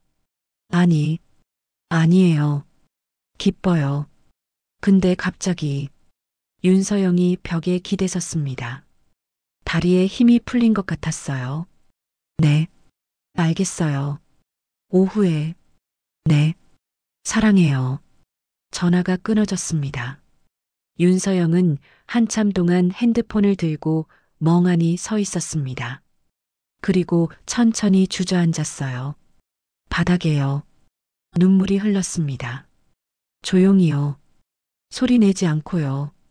하지만 슬픔의 눈물이 아니었습니다. 안도의 눈물이었어요. 그리고 감사의 눈물이었죠. 윤서영은 두 손으로 얼굴을 감쌌습니다. 어깨가 떨렸어요. 5분쯤 지나서야 일어났습니다. 눈물을 닦았어요. 화장실에 가서 얼굴을 다시 씻었죠. 번진 화장을 고쳤습니다. 거울 속 자신을 보며 웃었어요. 진심 어린 미소였죠. 그리고 집을 나섰습니다. 걸음이 가벼웠어요. 3시간밖에 못 잔 피곤한 몸이었지만 오늘만큼은 날아갈 것 같았습니다. 강대호는 김 과장과 함께 요양병원에 도착했습니다. 평범한 옷차림이었어요. 회장 티를 내지 않았죠.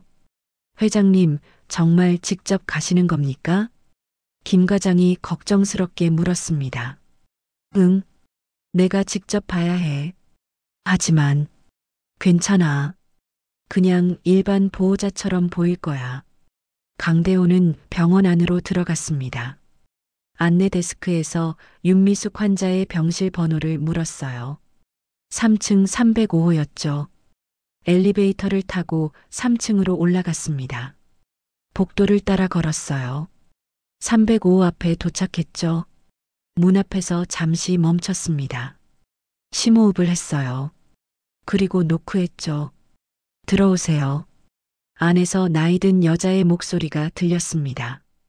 강대호는 문을 열고 들어갔습니다. 침대에 한 여자가 누워 있었습니다. 50대 후반쯤 되어 보이는 여자였어요. 얼굴이 많이 야위었죠. 윤서영의 어머니 윤미숙이었습니다. 누구세요? 윤미숙이 강대호를 보며 물었습니다. 안녕하세요. 저는 강대호가 말을 멈췄습니다. 뭐라고 해야 할까요? 그때 복도에서 목소리가 들렸습니다. 어머니, 윤서영의 목소리였습니다. 강대호는 깜짝 놀라 문 쪽을 봤어요. 윤서영이 헐레벌떡 뛰어들어왔죠. 그리고 강대호를 보고 멈춰 섰습니다. 할아버지? 윤서영이 놀란 얼굴로 물었습니다. 아, 따님. 강대호도 당황했습니다. 어머니, 이분은. 윤서영이 어머니를 돌아보았습니다. 그때 또 다른 목소리가 들렸습니다. 서영아, 준혁이었습니다. 그도 병실로 들어왔어요. 그리고 강대호를 보고 얼어붙었죠. 아, 아버지. 준혁이 놀라서 말을 더듬었습니다. 병실 안이 순간 정적에 휩싸였습니다. 윤서영은 강대호와 준혁을 번갈아 보았어요. 혼란스러운 표정이었죠. 오빠, 이분이 아버님이세요? 윤서영의 목소리가 떨렸습니다. 서영아, 설명할게. 준혁이 다가왔습니다. 하지만 윤서영은 뒤로 물러섰어요. 강대호를 바라보았죠. 할아버지, 아니, 회장님. 윤서영의 얼굴이 창백해졌습니다. 손이 떨렸어요. 그럼, 그동안, 저를, 윤서영이 말을 잇지 못했습니다. 강대호는 가슴이 철렁했습니다. 이렇게 만나게 될 줄은 몰랐어요. 따님, 아니, 윤서영 씨, 시험하셨던 거죠? 윤서영의 목소리가 차갑게 변했습니다. 제가 돈을 노리는지, 진심인지, 눈물이 그녀의 눈가에 맺혔습니다. 서영아, 아니야. 아버지는, 준혁이 말했지만 윤서영은 고개를 저었어요. 오빠도 알고 계셨어요? 아니, 나도 나중에 알았어. 그리고 서영아. 준혁이 윤서영의 손을 잡으려 했습니다. 하지만 윤서영은 손을 뿌리쳤어요. 저는 진심이었어요. 윤서영의 목소리가 떨렸습니다. 오빠를 정말 사랑해요. 돈 때문이 아니에요. 한 번도 그런 생각 한 적 없어요. 눈물이 뺨을 타고 흘러내렸습니다. 강대호는 입이 떨어지지 않았습니다. 뭐라 말해야 할지 몰랐어요. 침대에 누워있던 윤미숙이 일어나 앉았습니다. 서영아, 진정해라.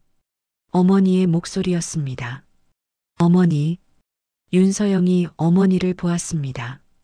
윤미숙은 강대호를 똑바로 바라보았어요. 눈빛이 날카로웠죠. 회장님이시군요. 소문으로만 들었습니다. 죄송합니다. 강대호가 고개를 숙였습니다. 우리 서영이를 시험하신 거죠? 네. 그래서 결과는 어떠셨습니까? 윤미숙의 목소리에 힘이 있었습니다. 아픈 몸이었지만 딸을 지키려는 어머니의 힘이었어요. 강대호는 더 깊이 고개를 숙였습니다. 제가 틀렸습니다. 네. 따님은 제가 평생 만나본 사람 중 가장 진실한 분이십니다.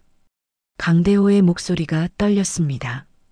돈이 아니라 진심으로 우리 준혁이를 사랑하시는 분이고 효녀시고 정말 좋은 분이십니다. 강대호가 고개를 들었습니다. 눈이 붉어져 있었어요. 제가 의심해서 죄송합니다. 시험해서 죄송합니다. 윤서영은 강대호를 바라보았습니다. 눈물이 계속 흘렀어요. 제발 용서해 주십시오. 강대호가 허리를 깊이 숙였습니다. 90도로요. 병실 안이 조용해졌습니다. 윤서영은 눈물을 닦았습니다. 심호흡을 했어요. 한 번, 두 번, 세 번. 그리고 말했습니다. 고개 드세요. 강대호가 고개를 들었습니다. 저도 이해해요. 윤서영의 목소리가 떨렸지만 차분했습니다. 저도 부모님이었다면 같은 걱정을 했을 거예요. 아들이 잘못된 사람 만날까봐. 윤서영이 작게 웃었습니다. 그리고 할아버지, 아니 회장님께서는 저한테 친절하셨어요. 진심으로요. 윤서영이 강대호를 바라보았습니다. 휠체어 고쳐드릴 때도 차 대접할 때도 저는 기뻤어요. 누군가를 도울 수 있어서요. 윤서영 씨, 그러니까 괜찮아요. 윤서영이 손을 내밀었습니다. 강대호는 그 손을 보았습니다. 작고 떨리는 손이었어요. 하지만 따뜻했죠. 강대호는 그 손을 잡았습니다. 고맙습니다. 정말 고맙습니다. 강대호의 목소리가 완전히 갈라졌습니다. 준혁이 두 사람 옆으로 다가왔습니다. 그리고 무릎을 꿇었어요. 윤서영 앞에요. 서영아, 나도 미안해. 내가 너를 제대로 몰랐어. 준혁의 목소리도 떨렸습니다. 내가 얼마나 힘든지, 얼마나 혼자 버티고 있었는지 나는 아무것도 몰랐어. 준혁이 윤서영의 다른 손을 잡았습니다. 앞으로는 달라질 거야. 내가 제대로 할게. 내 옆에 있을게. 윤서영은 또 눈물을 흘렸습니다. 하지만 이번에는 웃고 있었어요. 오빠, 서영아, 사랑해. 저도 사랑해요. 두 사람이 껴안았습니다. 강대호는 그 모습을 보며 물러섰습니다. 가슴이 벅차올랐어요. 침대에 앉아있던 윤미숙이 말했습니다. 회장님, 네, 어머님. 강대호가 윤미숙을 보았습니다. 우리 서영이 잘 부탁드립니다. 윤미숙이 고개를 숙였습니다. 제가 더 잘 모시겠습니다. 강대호도 깊이 고개를 숙였어요. 그리고 모두 웃었습니다. 눈물을 흘리며요. 병실 안에 따뜻한 공기가 흘렀습니다. 시험은 끝났습니다. 의심도 사라졌어요. 이제 남은 건 사랑과 믿음, 그리고 새로운 시작뿐이었죠. 강대호는 병실 창가에 서서 밖을 내다보았습니다. 병원 정원에 꽃들이 피어 있었어요. 봄이 왔습니다. 준혁과 윤서영은 여전히 껴안고 있었어요. 윤미숙은 그 모습을 보며 조용히 미소 짓고 있었죠. 강대호는 뒤돌아섰습니다. 세 사람을 바라보았어요. 어머님, 윤미숙이 강대호를 보았습니다. 네, 회장님. 병원비는 제가 다 처리하겠습니다. 앞으로도요. 윤미숙의 눈이 커졌습니다. 아니, 그건 아닙니다. 제가 해야 할 일입니다. 며느리 어머님이시니까요. 강대호가 단호하게 말했습니다. 윤서영이 고개를 들었어요.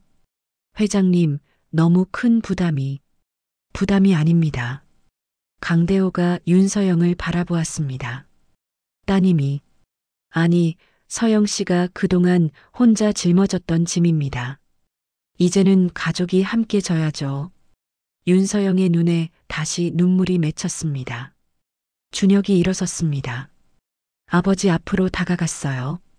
아버지, 감사합니다. 내가 고마워할 일이 아니야. 당연한 거지. 강대호가 아들의 어깨에 손을 올렸습니다. 준혁아, 앞으로 서영 씨 잘 모셔라. 이런 여자 다신 못 만나. 네, 아버지. 명심하겠습니다.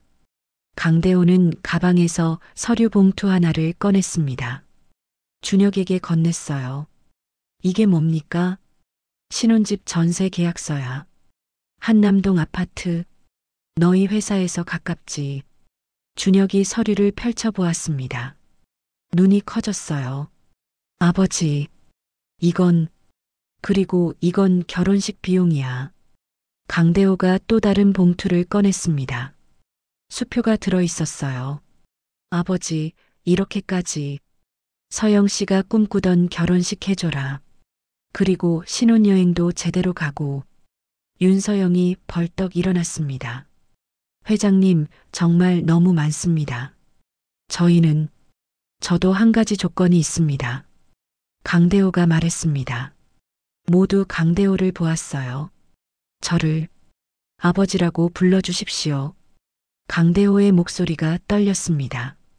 이미 제 며느리니까요. 윤서영은 입술을 떨었습니다. 눈물이 또 흘렀어요. 아버지. 윤서영의 목소리가 간신히 나왔습니다. 강대호는 윤서영을 껴안았습니다. 아버지가 딸을 안 드시오. 우리 딸, 고생 많았어. 강대호의 목소리가 완전히 갈라졌습니다. 윤서영은 강대호의 품에서 펑펑 울었습니다. 참았던 모든 눈물을 쏟아냈어요. 그동안 얼마나 힘들었는지, 얼마나 외로웠는지 모든 게 한꺼번에 터져 나왔죠. 강대호는 그저 그녀의 등을 토닥였습니다. 말없이요. 준혁도 울고 있었습니다. 윤미숙도요. 병실안은 눈물로 가득했습니다. 하지만 슬픔의 눈물이 아니었어요. 치유의 눈물이었죠. 한참 후 윤서영이 강대호의 품에서 물러났습니다. 눈이 퉁퉁 부어 있었어요. 하지만 웃고 있었죠. 죄송해요. 옷에 눈물 다 묻혔어요. 괜찮아. 이 옷은 이제 내 인생 최고의 옷이야. 강대호도 웃었습니다. 모두 웃었어요. 눈물을 닦으며요. 그때 윤미숙이 말했습니다. 회장님, 네 어머님, 제가 한 가지 부탁을 드려도 될까요? 말씀하세요. 윤미숙은 잠시 망설였습니다. 그리고 말했어요. 퇴원하고 싶어요. 집에 가고 싶어요. 강대호는 고개를 끄덕였습니다. 당연하죠. 제가 집도 마련해 드리겠습니다. 아니에요. 윤미숙이 고개를 저었습니다. 저희 집이요. 서영이랑 살던 그 집이요. 하지만 그 원룸은 거기가 좋아요. 작지만 서영이 아빠 추억이 있는 곳이거든요. 윤미숙의 눈에 그리움이 어렸습니다. 윤서영이 어머니 손을 잡았어요. 엄마, 괜찮아, 딸. 엄마는 그 집이 좋아. 강대호는 생각했습니다. 그리고 말했어요. 알겠습니다. 그럼 간병인을 보내드리겠습니다. 24시간요. 그건 너무... 어머님, 제 며느리가 일하면서 간병까지 할 순 없지 않습니까? 강대호가 웃으며 말했습니다. 서영 씨는 이제 일을 줄여야 해요. 결혼 준비도 해야 하고 건강도 챙겨야죠. 윤서영이 고개를 들었습니다. 하지만 저는 딸, 강대호가 윤서영을 똑바로 바라보았습니다. 이제 혼자가 아니야. 우리 가족이 있어. 윤서영은 또 눈물을 흘렸습니다. 준혁이 윤서영을 안았어요. 서영아, 아버지 말씀이 맞아. 이제 혼자 힘들어하지 마. 오빠, 우리 함께 하자. 응? 윤서영은 고개를 끄덕였습니다. 강대호는 그 모습을 보며 흐뭇하게 웃었어요. 가슴이 따뜻해졌습니다. 20년 전 아내를 잃었을 때 강대호는 혼자가 되었다고 생각했어요. 아들과 단둘이 외롭게 살아왔죠. 하지만 지금은 달랐습니다. 가족이 생겼어요. 며느리가 생겼고 사돈 어머니도 생겼죠. 더 이상 혼자가 아니었습니다. 그럼 다음 주에 어머님 퇴원 준비하겠습니다. 강대호가 말했습니다. 감사합니다, 회장님. 윤미숙이 깊이 고개를 숙였어요. 아닙니다. 제가 더 감사합니다. 이렇게 좋은 딸 키워주셔서요. 강대호도 고개를 숙였습니다. 두 어른이 서로에게 인사했어요. 존중과 감사의 인사였죠. 준혁과 윤서영은 그 모습을 보며 손을 꼭 잡았습니다. 강대호는 시계를 보았습니다. 오후 4시였어요. 우리 나가자. 어머님 쉬셔야지. 네, 아버지. 준혁이 대답했습니다. 윤서영은 어머니 이마에 키스했어요. 엄마, 곧 다시 올게. 그래, 딸. 오빠랑 사이좋게 지내고. 응, 엄마. 세 사람이 병실을 나섰습니다. 복도를 걸었어요. 엘리베이터를 기다리는 동안 강대호가 말했습니다. 너희 둘 오늘 저녁 시간 있냐? 네, 아버지. 그럼 우리 집에서 저녁 먹자. 서영 씨도 우리 집 처음이지? 네. 그런데 괜찮을까요? 윤서영이 조심스럽게 물었습니다. 당연하지. 이제 우리 집 식구인데. 강대호가 환하게 웃었습니다. 엘리베이터가 도착했어요. 세 사람이 탔습니다. 엘리베이터가 내려가는 동안 강대호는 두 사람을 바라보았어요. 손을 꼭 잡고 있는 두 사람이요. 예전의 자신과 아내 모습 같았습니다. 사랑하는 사람과 손잡고 있던 그때요. 강대호는 미소 지었습니다. 여보, 보고 있어? 우리 아들 정말 좋은 사람 만났어. 당신이 바라던 사람을. 엘리베이터가 1층에 도착했습니다. 문이 열렸어요. 밝은 햇살이 쏟아져 들어왔습니다. 세 사람은 햇살 속으로 걸어 나갔습니다. 새로운 시작을 향해요. 저택은 불빛으로 가득했습니다. 모든 창문에서 따뜻한 불빛이 새어나왔어요. 식당 테이블에는 저녁 식사가 차려져 있었습니다. 풍성한 음식들이요. 강대호, 준혁, 윤서영. 세 사람이 테이블에 앉았어요. 윤서영은 테이블을 보며 눈이 커졌습니다. 이렇게 많은 음식은 처음 봤거든요. 자, 많이 먹어. 서영 씨는 너무 말랐어. 강대호가 윤서영 접시에 음식을 담아줬습니다. 감사합니다, 아버지. 이제 우리 가족인데 뭘. 식사가 시작되었습니다. 조용하지만 따뜻한 분위기였어요. 윤서영은 음식을 한 입 먹었습니다. 눈을 감았어요. 너무 맛있었죠. 그리고 너무 오랜만이었습니다. 이렇게 편안하게 밥을 먹는 게요. 강대호는 윤서영을 보며 흐뭇하게 웃었습니다. 준혁도요. 서영 씨, 네, 아버지. 결혼식은 언제 하고 싶어? 윤서영은 준혁을 보았습니다. 준혁도 그녀를 보았어요. 저희 다음 달로 생각하고 있었는데. 좋아. 그럼 준비하자. 제대로 크게. 크게요? 당연하지. 우리 아들 결혼식인데. 강대호가 웃었습니다. 초대할 사람 많아? 저는 친구 몇 명이랑 회사 동료들. 좋아. 다 초대해.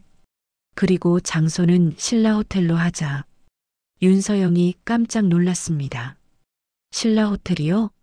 그건 너무. 딸 결혼식인데 뭐가 너무해. 최고로 해줘야지. 강대호가 단호하게 말했습니다. 윤서영은 눈물이 또 나올 것 같았어요. 참았죠. 감사합니다, 아버지. 고맙긴. 행복하기만 해. 저녁 식사는 따뜻하게 이어졌습니다. 이야기꽃이 피었어요. 결혼 준비 이야기, 신혼여행 이야기, 미래 이야기. 강대호는 오랜만에 진심으로 웃었습니다. 준혁도 윤서영도요. 식사가 끝나고 윤서영은 화장실에 갔습니다. 강대호와 준혁만 남았어요. 준혁아. 네, 아버지. 서영 씨 정말 좋은 사람이다. 네, 저도 알아요. 평생 잘해줘라. 네, 아버지. 명심하겠습니다. 준혁이 고개를 숙였습니다. 강대호는 아들의 어깨를 두드렸어요. 너 정말 복 많이 받았다. 알아요, 아버지. 제가 정말 행운아예요. 준혁의 눈에 눈물이 맺혔습니다. 아버지와 아들은 서로를 바라보며 웃었습니다. 그리고 윤서영이 돌아왔어요. 제가 설거지 도와드릴게요. 아니야, 그냥 있어. 직원들이 할 거야. 하지만, 딸, 이제 편하게 있어. 응? 강대호가 다정하게 말했습니다. 윤서영은 고개를 끄덕였습니다. 세 사람은 거실로 갔습니다. 편안하게 앉아 이야기를 나눴어요. 밤이 깊어갔습니다. 강대호는 창밖을 보았습니다. 별들이 반짝이고 있었어요. 여보, 나 이제 외롭지 않아. 가족이 생겼어. 진짜 가족이. 강대호는 마음속으로 아내에게 말했습니다. 그리고 미소 지었어요. 긴 시험이 끝났습니다. 의심도 오해도 모두 사라졌어요. 이제 남은 건 사랑과 믿음, 그리고 함께할 미래뿐이었습니다. 햇살이 호텔 창문으로 쏟아져 들어왔습니다. 완벽한 날씨였어요. 구름 한 점 없는 맑은 하늘이었죠. 신부 대기실에서 윤서영은 웨딩드레스를 입고 있었습니다. 새하얀 드레스가 그녀의 모습을 더욱 아름답게 만들었어요. 메이크업 아티스트가 마지막 손질을 하고 있었죠. 거울 속 자신을 보며 윤서영은 믿기지 않는다는 표정을 지었습니다. 한 달 전만 해도 편의점 유니폼을 입고 야간 근무를 하던 자신이었는데 지금은 이렇게 아름다운 드레스를 입고 있다니요. 옆에는 윤미숙이 휠체어에 앉아 있었습니다. 건강이 많이 좋아졌어요. 얼굴에도 생기가 돌았죠. 지난 한 달간 강대호가 보낸 최고의 의료진이 치료했거든요. 우리 딸, 정말 예쁘다. 윤미숙이 눈물을 닦았습니다. 엄마, 울면 안 돼. 윤서영도 눈물이 날 것 같았지만 참았어요. 화장이 번질까 봐요. 행복하니? 네, 엄마. 정말, 정말 행복해요. 윤서영의 목소리가 떨렸습니다. 노크 소리가 들렸습니다. 문이 열리고 강대호가 들어왔어요. 턱시도를 입은 모습이었죠. 그는 윤서영을 보고 발걸음을 멈췄습니다. 정말 아름답구나. 강대호의 목소리에 감동이 묻어났습니다. 감사합니다, 아버지. 준혁이 저 녀석 진짜 복받았어. 강대호가 웃으며 말했습니다. 아버지, 준비 다 됐어요? 응. 하객들도 다 왔어. 300명 넘게. 윤서영은 눈이 커졌습니다. 300명이나요? 제 친구들도 왔어요? 당연하지. 다들 너 보러 왔어. 강대호가 윤서영에게 다가왔습니다. 손을 내밀었어요. 딸, 준비됐니? 윤서영은 깊게 숨을 들이쉬었습니다. 그리고 강대호의 손을 잡았어요. 네, 아버지. 준비됐어요. 웅장한 샹들리에가 빛나는 대연회장이었습니다. 하얀 꽃들로 장식된 버질로드가 길게 펼쳐져 있었어요. 양쪽에는 하객들이 빼곡히 앉아 있었죠. 강대호의 지인들, 재벌 회장들, 유명 인사들도 보였습니다. 하지만 윤서영의 친구들과 회사 동료들도 많았어요. 소박한 사람들이었지만 진심으로 축하해주는 사람들이었죠. 단상에는 준혁이 서 있었습니다. 긴장한 표정이었어요. 손을 계속 비비고 있었죠. 음악이 시작되었습니다. 결혼행진곡이었어요. 하객들이 모두 일어났습니다. 입구를 바라보았어요. 문이 열렸습니다. 윤서영이 나타났습니다. 강대호가 그녀의 팔을 잡고 있었어요. 하객들 사이에서 감탄이 흘러나왔습니다. 윤서영은 정말 아름다웠거든요. 준혁은 윤서영을 보는 순간 눈물이 흘렀습니다. 참으려 했지만 멈출 수 없었어요. 강대호와 윤서영은 천천히 버질로드를 걸었습니다. 한 걸음 한 걸음요. 하객들은 박수를 쳤습니다. 환호도 했어요. 윤서영은 주위를 둘러보았습니다. 친구들이 손을 흔들고 있었어요. 회사 동료들도 웃고 있었죠. 그리고 앞쪽에는 김 과장도 보였습니다. 그도 눈물을 닦고 있었어요. 드디어 단상 앞에 도착했습니다. 강대호는 윤서영의 손을 준혁에게 건넸습니다. 잘 부탁한다. 강대호가 작게 말했습니다. 네, 아버지. 명심하겠습니다. 준혁이 대답했습니다. 강대호는 하객석으로 갔습니다. 첫 번째 줄에 앉았어요. 윤미숙이 휠체어에 앉아 옆에 있었죠. 예쁘죠? 윤미숙이 강대호에게 작게 말했습니다. 네, 정말 예쁩니다. 강대호도 눈물을 닦았습니다. 주례가 나왔습니다.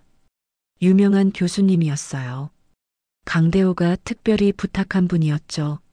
주례사가 시작되었습니다. 오늘 이 자리에 모인 여러분, 주례의 목소리가 울려 퍼졌습니다. 하지만 강대호는 주례 말을 제대로 듣지 못했어요. 계속 단상 위 두 사람만 바라보고 있었거든요. 손을 꼭 잡고 서 있는 준혁과 윤서영이요. 강대호는 20년 전을 떠올렸습니다. 자신과 아내가 결혼식을 올렸던 그날을요. 아내도 이렇게 아름다웠었죠. 자신도 준혁처럼 떨렸었고요. 여보, 보고 있어? 우리 아들 결혼했어.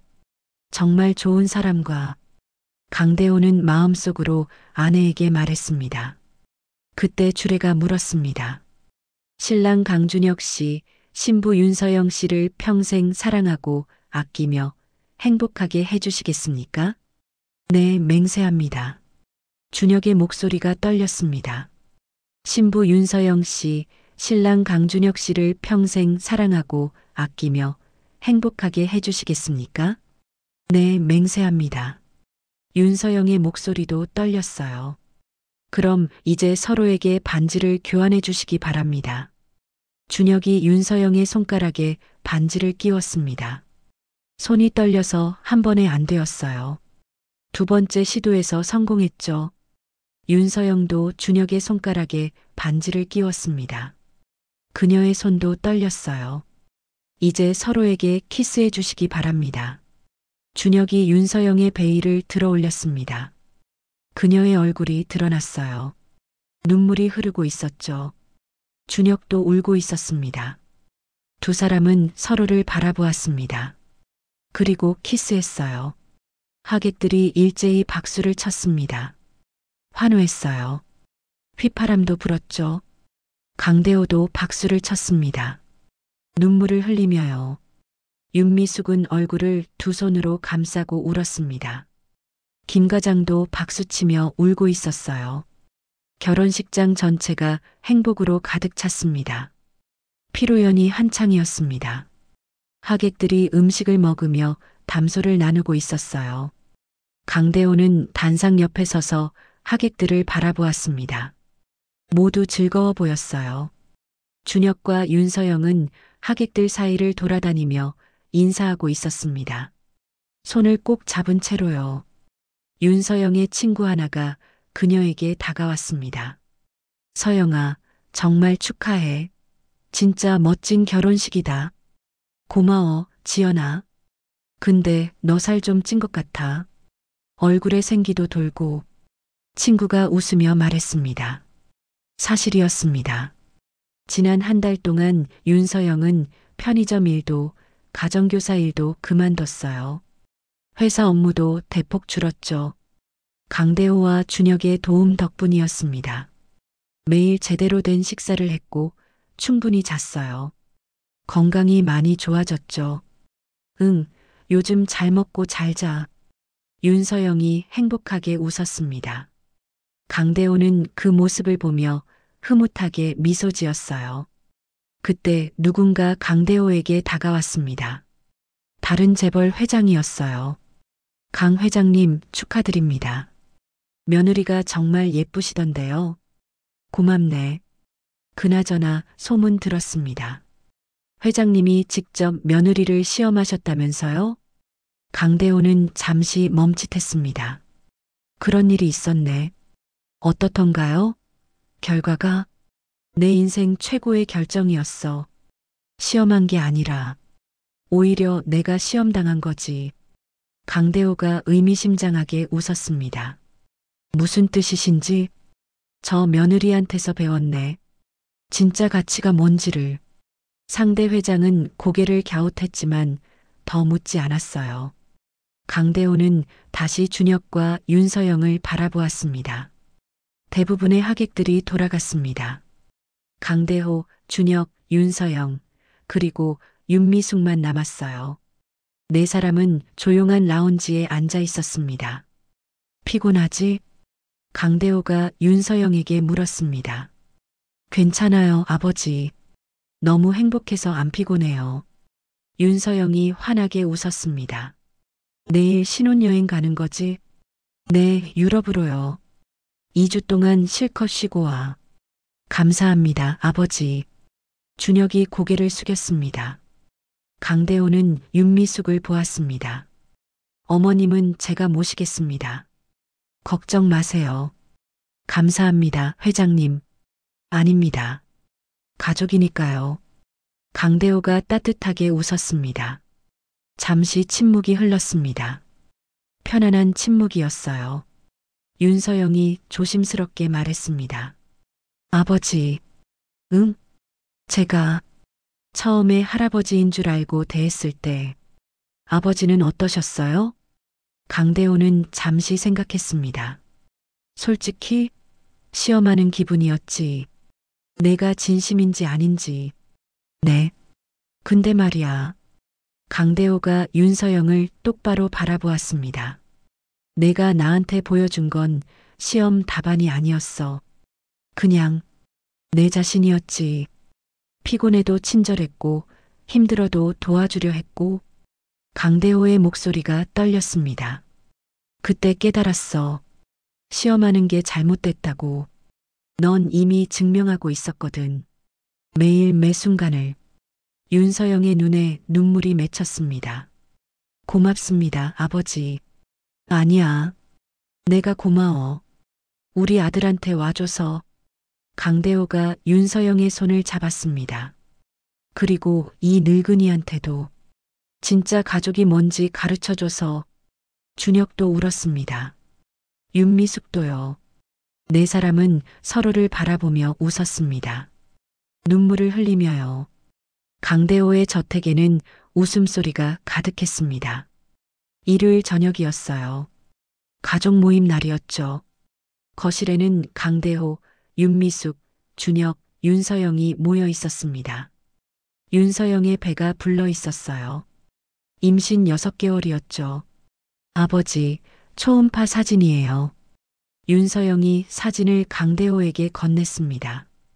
강대호는 사진을 받아들었습니다. 작은 아기의 모습이 보였어요. 남자아이래요. 준혁이 신나게 말했습니다. 강대호는 사진을 보며 눈물을 글썽였습니다. 손자가 생기는구나. 네, 아버지. 내년 봄에 태어나요. 강대호는 사진을 꼭 쥐었습니다. 가슴이 벅차올랐어요. 이름은 정했니? 아직이요. 아버지가 지어주세요. 내 아버지가 지어주시면 좋겠어요. 윤서영이 웃으며 말했습니다. 강대호는 잠시 생각했습니다. 진심이가 어떨까? 진심이요? 응, 진심으로 살라고. 너희들처럼. 강대호가 준혁과 윤서영을 바라보았습니다. 좋아요, 아버지. 강진심.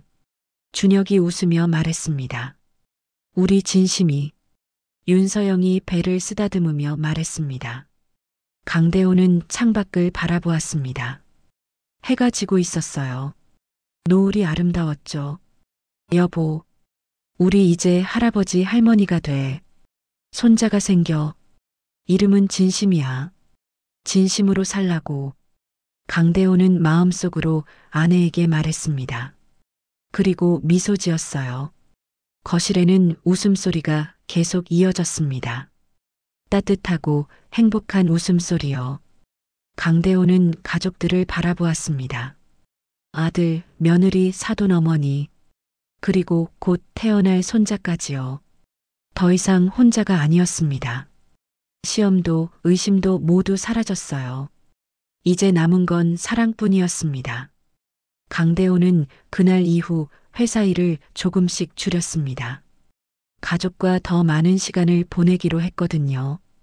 윤미숙의 건강도 많이 좋아졌습니다. 이제는 휠체어 없이도 걸을 수 있었어요. 준혁과 윤서영은 한남동 신혼집에서 행복하게 살았습니다. 매주 일요일엔 온 가족이 모였죠. 그리고 이듬해 봄, 강진심이 태어났습니다. 강대호는 처음으로 손자를 안았을 때 울었어요. 기쁨의 눈물이었죠. 진심이, 할아버지가 너한테 해줄 이야기가 많단다. 강대호가 작은 손자에게 속삭였습니다. 할아버지가 어떻게 너희 할머니를 만났는지, 너희 엄마가 얼마나 좋은 사람인지. 아기는 강대호를 보며 웃었습니다.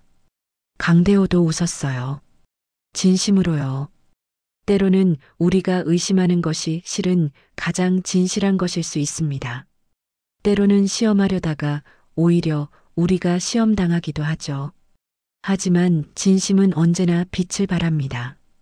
그리고 진심으로 사랑하는 사람들은 언제나 행복해집니다. 여러분도 주변의 소중한 사람들을 진심으로 사랑하고 계신가요? 혹시 의심하고 계신 건 아닌가요? 이 이야기가 여러분께 작은 울림이 되었기를 바랍니다. 여러분의 생각을 댓글로 나눠주세요. 그리고 이런 따뜻한 이야기가 더 많은 분들께 전해질 수 있도록 공유 부탁드립니다. 좋아요와 구독도 잊지 마세요. 여러분 모두 행복하시길 바랍니다.